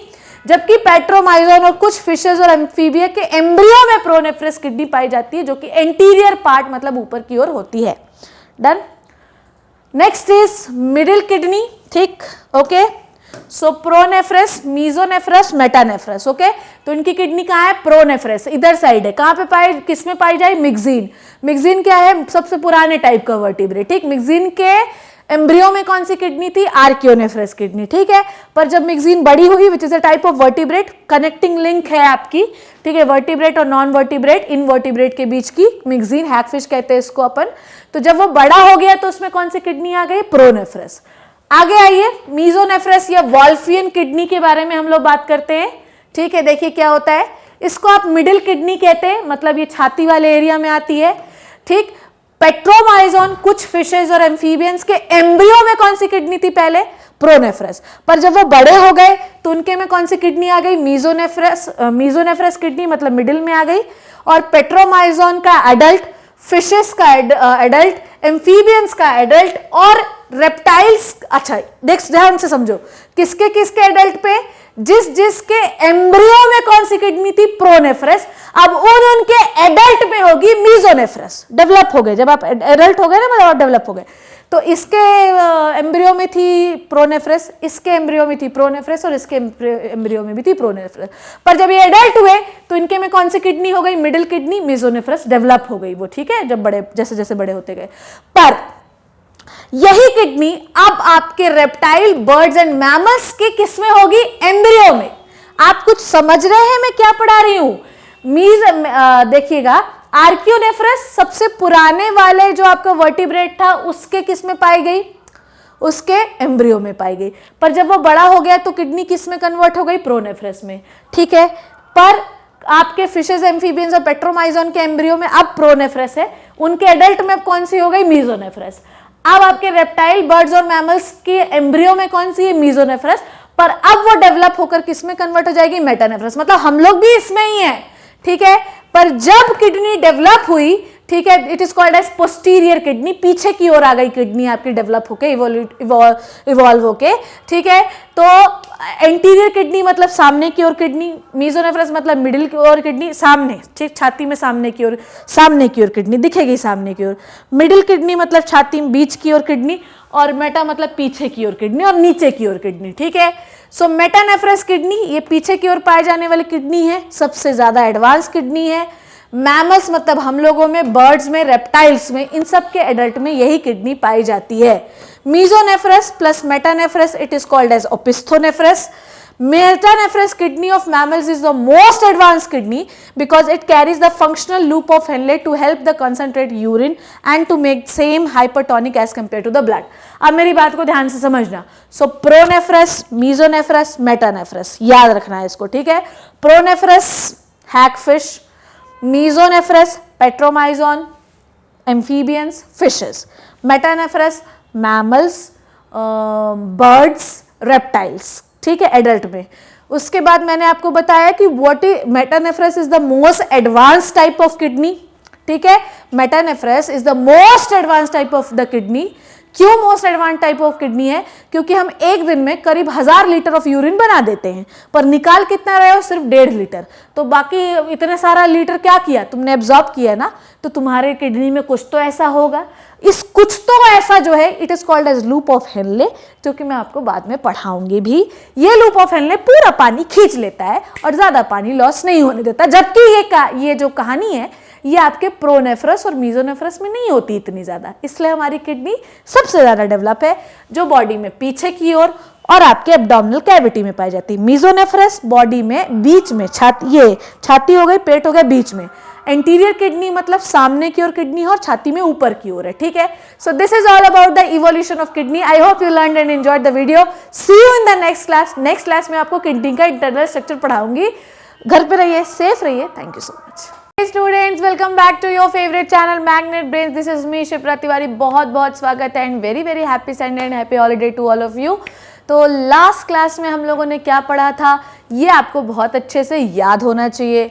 Last class में बच्चों हम लोगों ने पढ़ा था the evolution of kidney in the vertebrates, जिसमें मैंने आपको बताया था कि we have following types of kidney: archinephros kidney, pronephros kidney, mesonephros kidney and last one is the metanephros kidney, ठीक है।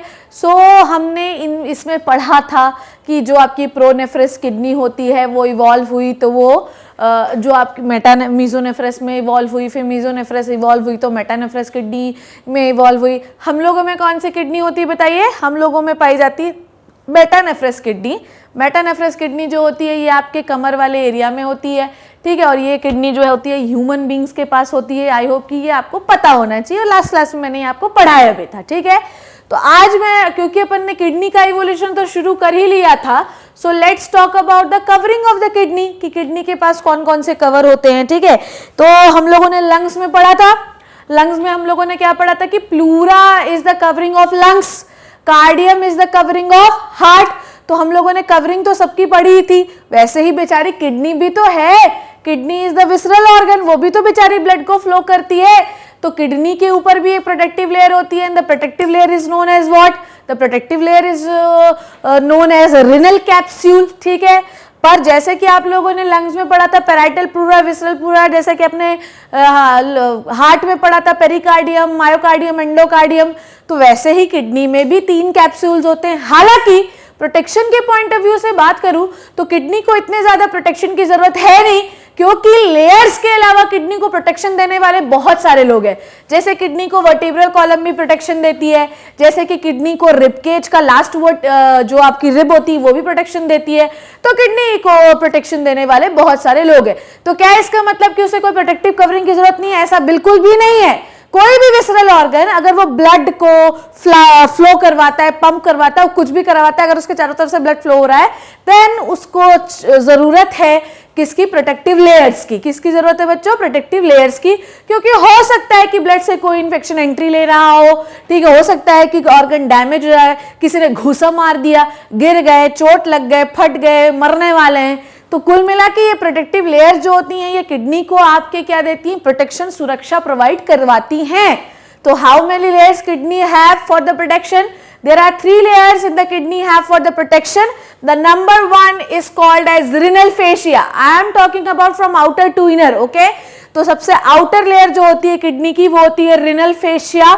Done. रिनल फेशिया के बाद सेकेंड वाली जो लेयर होती है वो होती है एडिपोज कैप्सूल की layer, and third one is the renal capsule.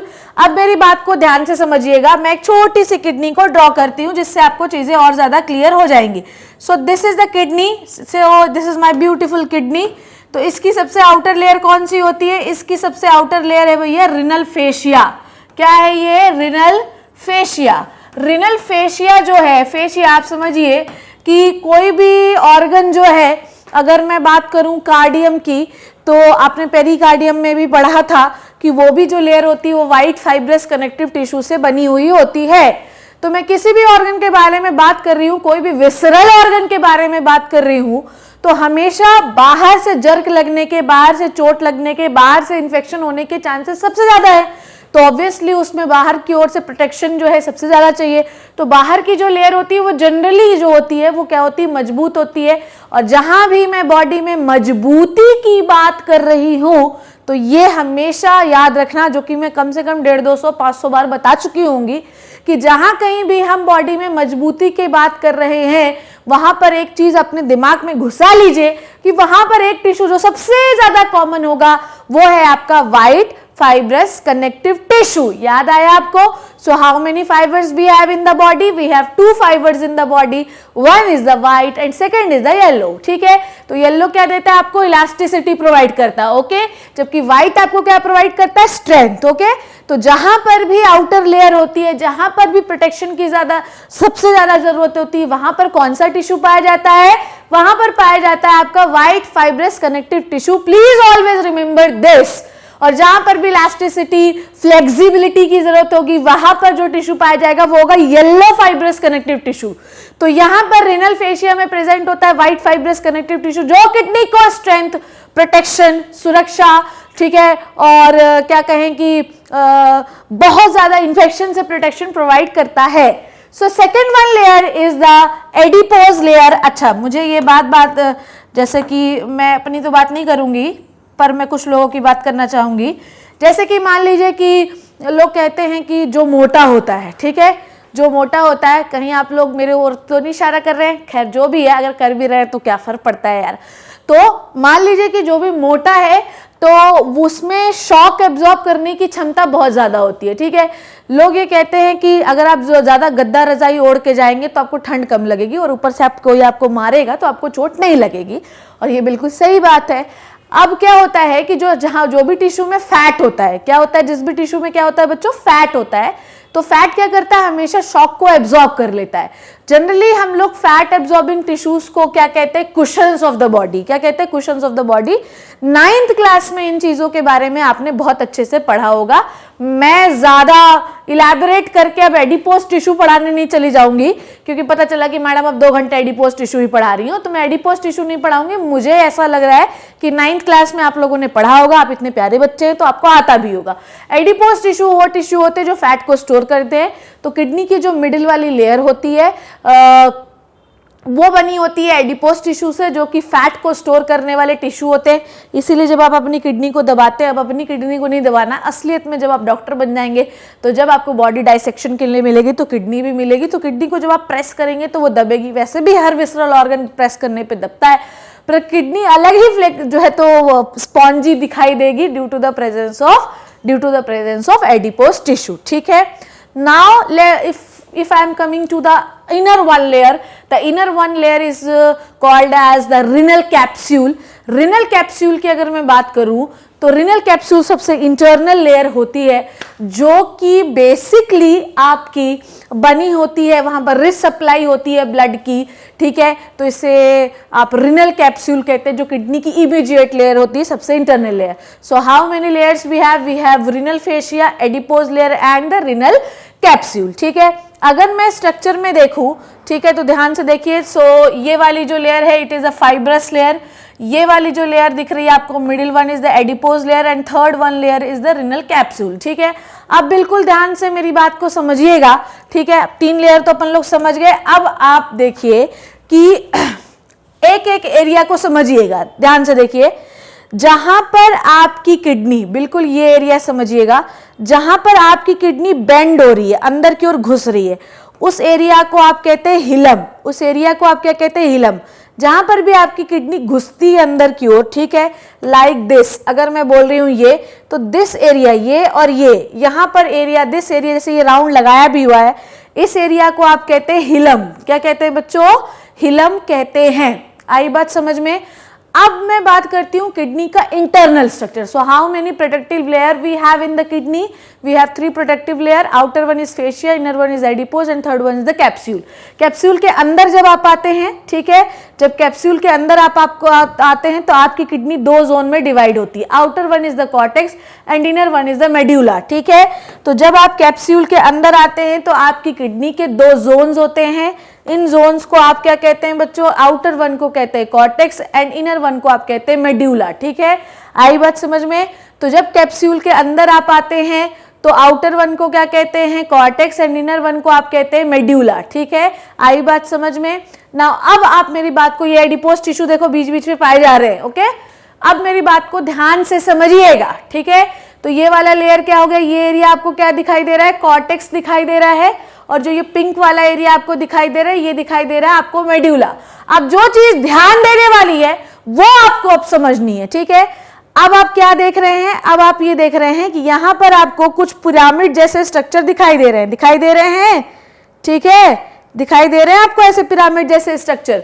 इन्हें आप कहते हैं रिनल पिरामिड. क्या कहते हैं? Renal pyramid. मैडम ये क्या चीज है? ये तो हमें नहीं समझ में आ रहा है मैडम, आप प्लीज अच्छे से बताइए हम लोगों को. ठीक है, तो अब आप समझ गए कि किडनी के 2 जोन होते हैं, एक होता है कॉर्टेक्स और एक होता है मेड्यूला.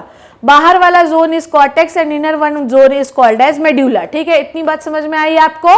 ठीक है, अब मेड्यूला के अंदर, कॉर्टेक्स के अंदर नहीं, मेड्यूला के अंदर ये पिरामिड जैसे स्ट्रक्चर पाए जाते हैं जिन्हें आप कहते हैं रिनल पिरामिड. क्या कहते हैं?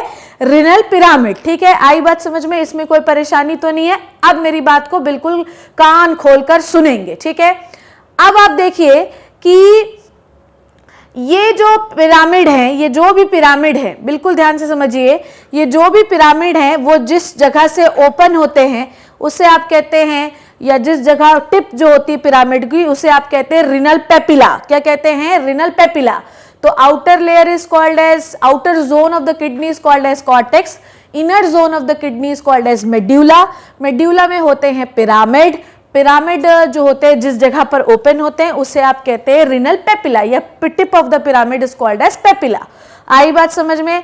अब बिल्कुल ध्यान से समझिएगा जो मैं कहना चाह रही हूं. ठीक है, अब आपके रिनल जो आप क्या देख रहे हैं कि ये जो पिरामिड्स है 1 और 2, ठीक है, ये 1 की ओपनिंग है, ये 2 की ओपनिंग है. ठीक है, ये 1 और 2 पिरामिड जिस जगह पर खुल रहे हैं, जिस जगह पर खुल रहे हैं, जैसे कि मैं बात करूं कि ये पिरामिड और ये पिरामिड इस जगह पर खुल रहा है और ये पिरामिड इस जगह पर खुल रहा है, तो इस जगह को आप कहते हैं माइनर कैलिक्स. क्या कहते हैं?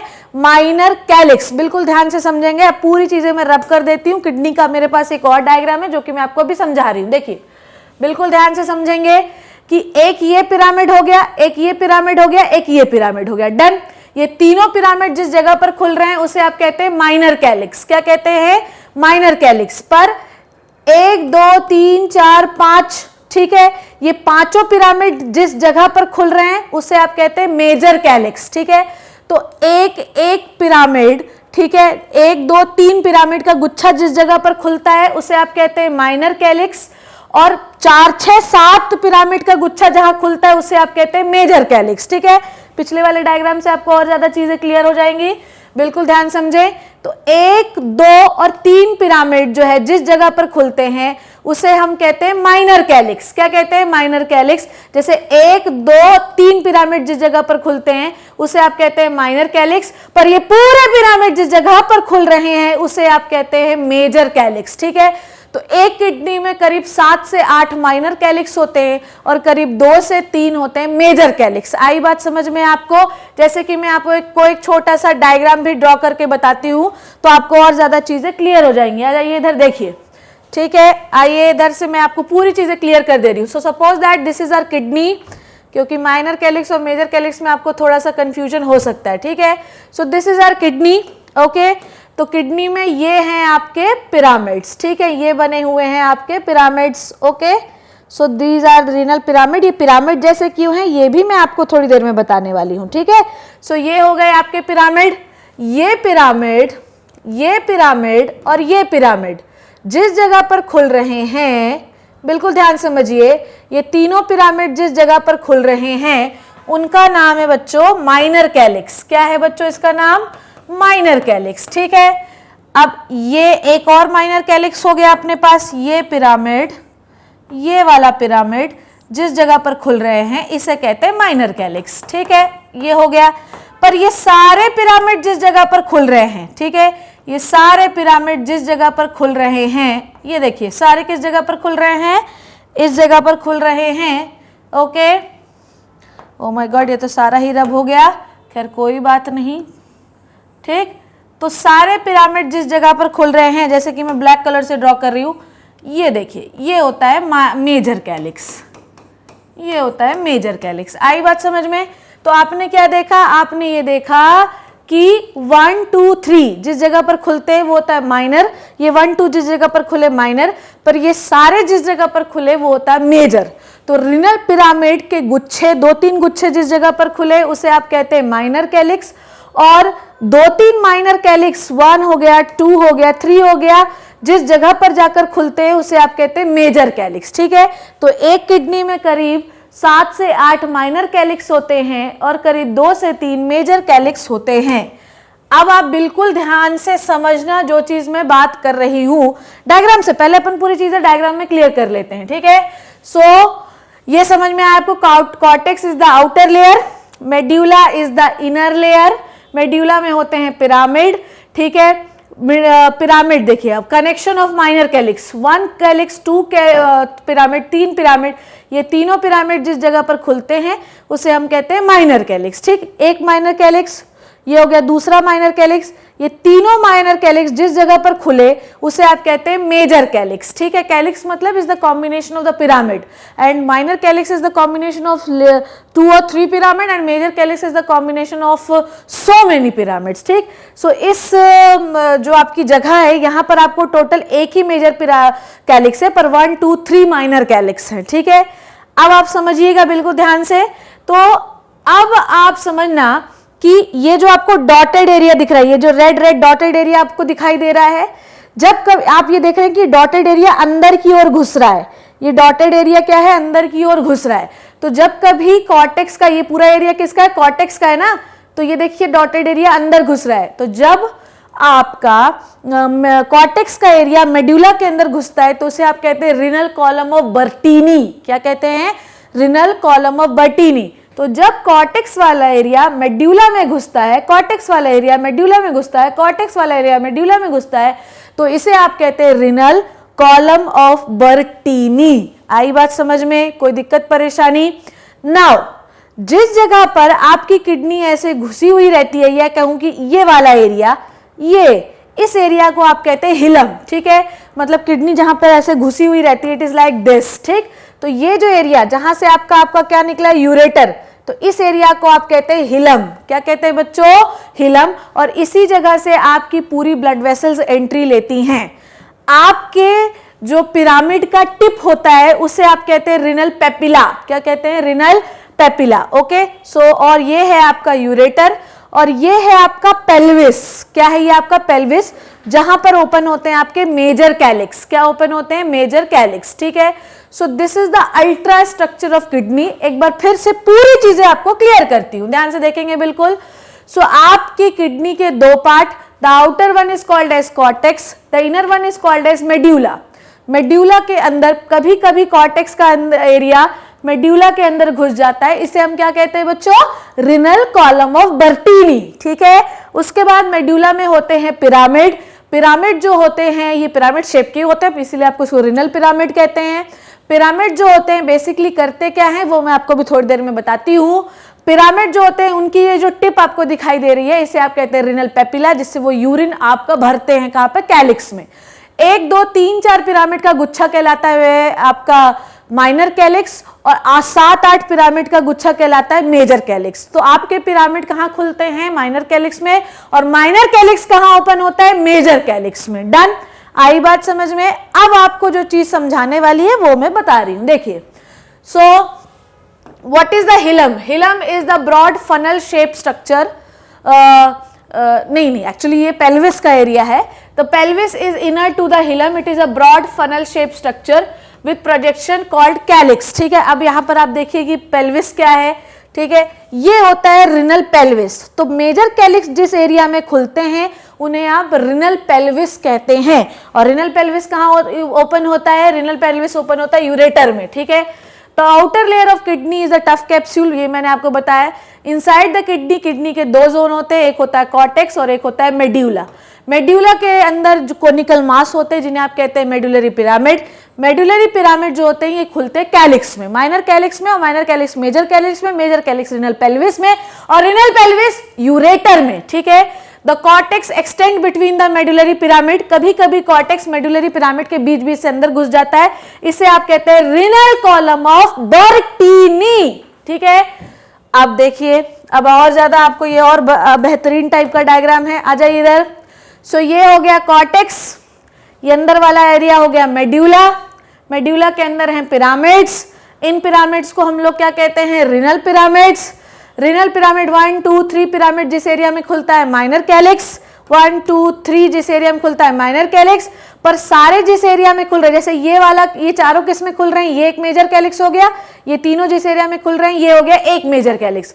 तो 4 के लिए एक मेजर कैलिक्स, 3 के लिए एक मेजर कैलिक्स, 2 3 के लिए एक माइनर कैलिक्स, और इसी तरीके से मेजर कैलिक्स कम और माइनर कैलिक्स ज्यादा होते हैं, ठीक है। और ये हो गई आपकी किडनी की कैप्सूल, ठीक है। अब इतनी बात आपको समझ में आई, it is a renal pelvis, ठीक। ये जो धसा हुआ एरिया आपको दिखाई दे रहा है इट इज द हिलम, और हिलम से एक फनल शेप का स्ट्रक्चर बाहर आता है, इसे कहते हैं रिनल पेल्विस। रिनल पेल्विस से में किसकी ओपनिंग होती है, इन सारे पिरामिड्स की या मेजर कैलिक्स की, ठीक है। रिनल किडनी के अंदर 2 चीजें सप्लाई हो रही हैं, देखिए, एक होती है आर्टरी और दूसरी होती है वेन, ठीक है। ओके, नाउ अब देखिए हिलम। अब पार्ट्स ऑफ किडनी में देखिए और ज्यादा क्लियर हो जाएंगे आपको। Hilum, towards the centre of inner concave surface of kidney there is a notch called as hilum through which the ureter blood vessel and nerves get entered. आइए देखिए helium क्या है। इस एरिया जो आपको किडनी का ये वाला एरिया दिखाई दे रहा है, जैसा कि मैं आपको देखूं किडनी ऐसा बना रही हूं मैं, ठीक।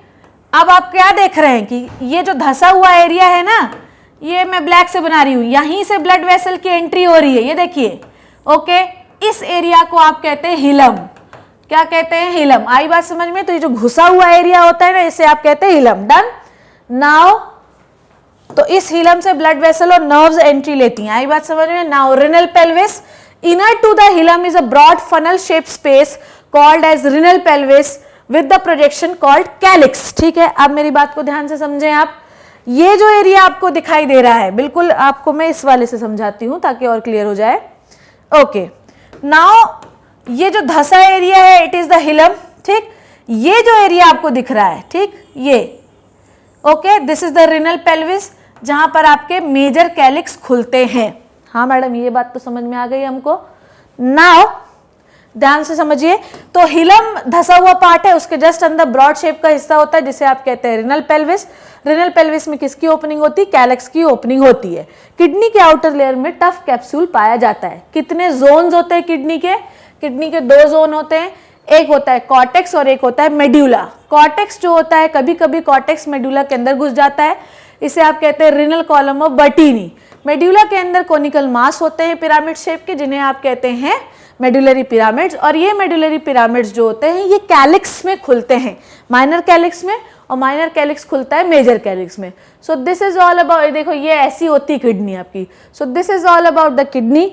आई hope you learn and enjoy the video. Next class में मैं और एक्सक्रीटरी पार्ट्स के बारे में आपको बताऊंगी। तो घर पे रहना, सेफ रहना और नेक्स्ट क्लास का इंतजार करना। मैं किडनी एक बार आपको और रिवाइज करूंगी, so don't worry about it. So thank you so much, see you in the next class.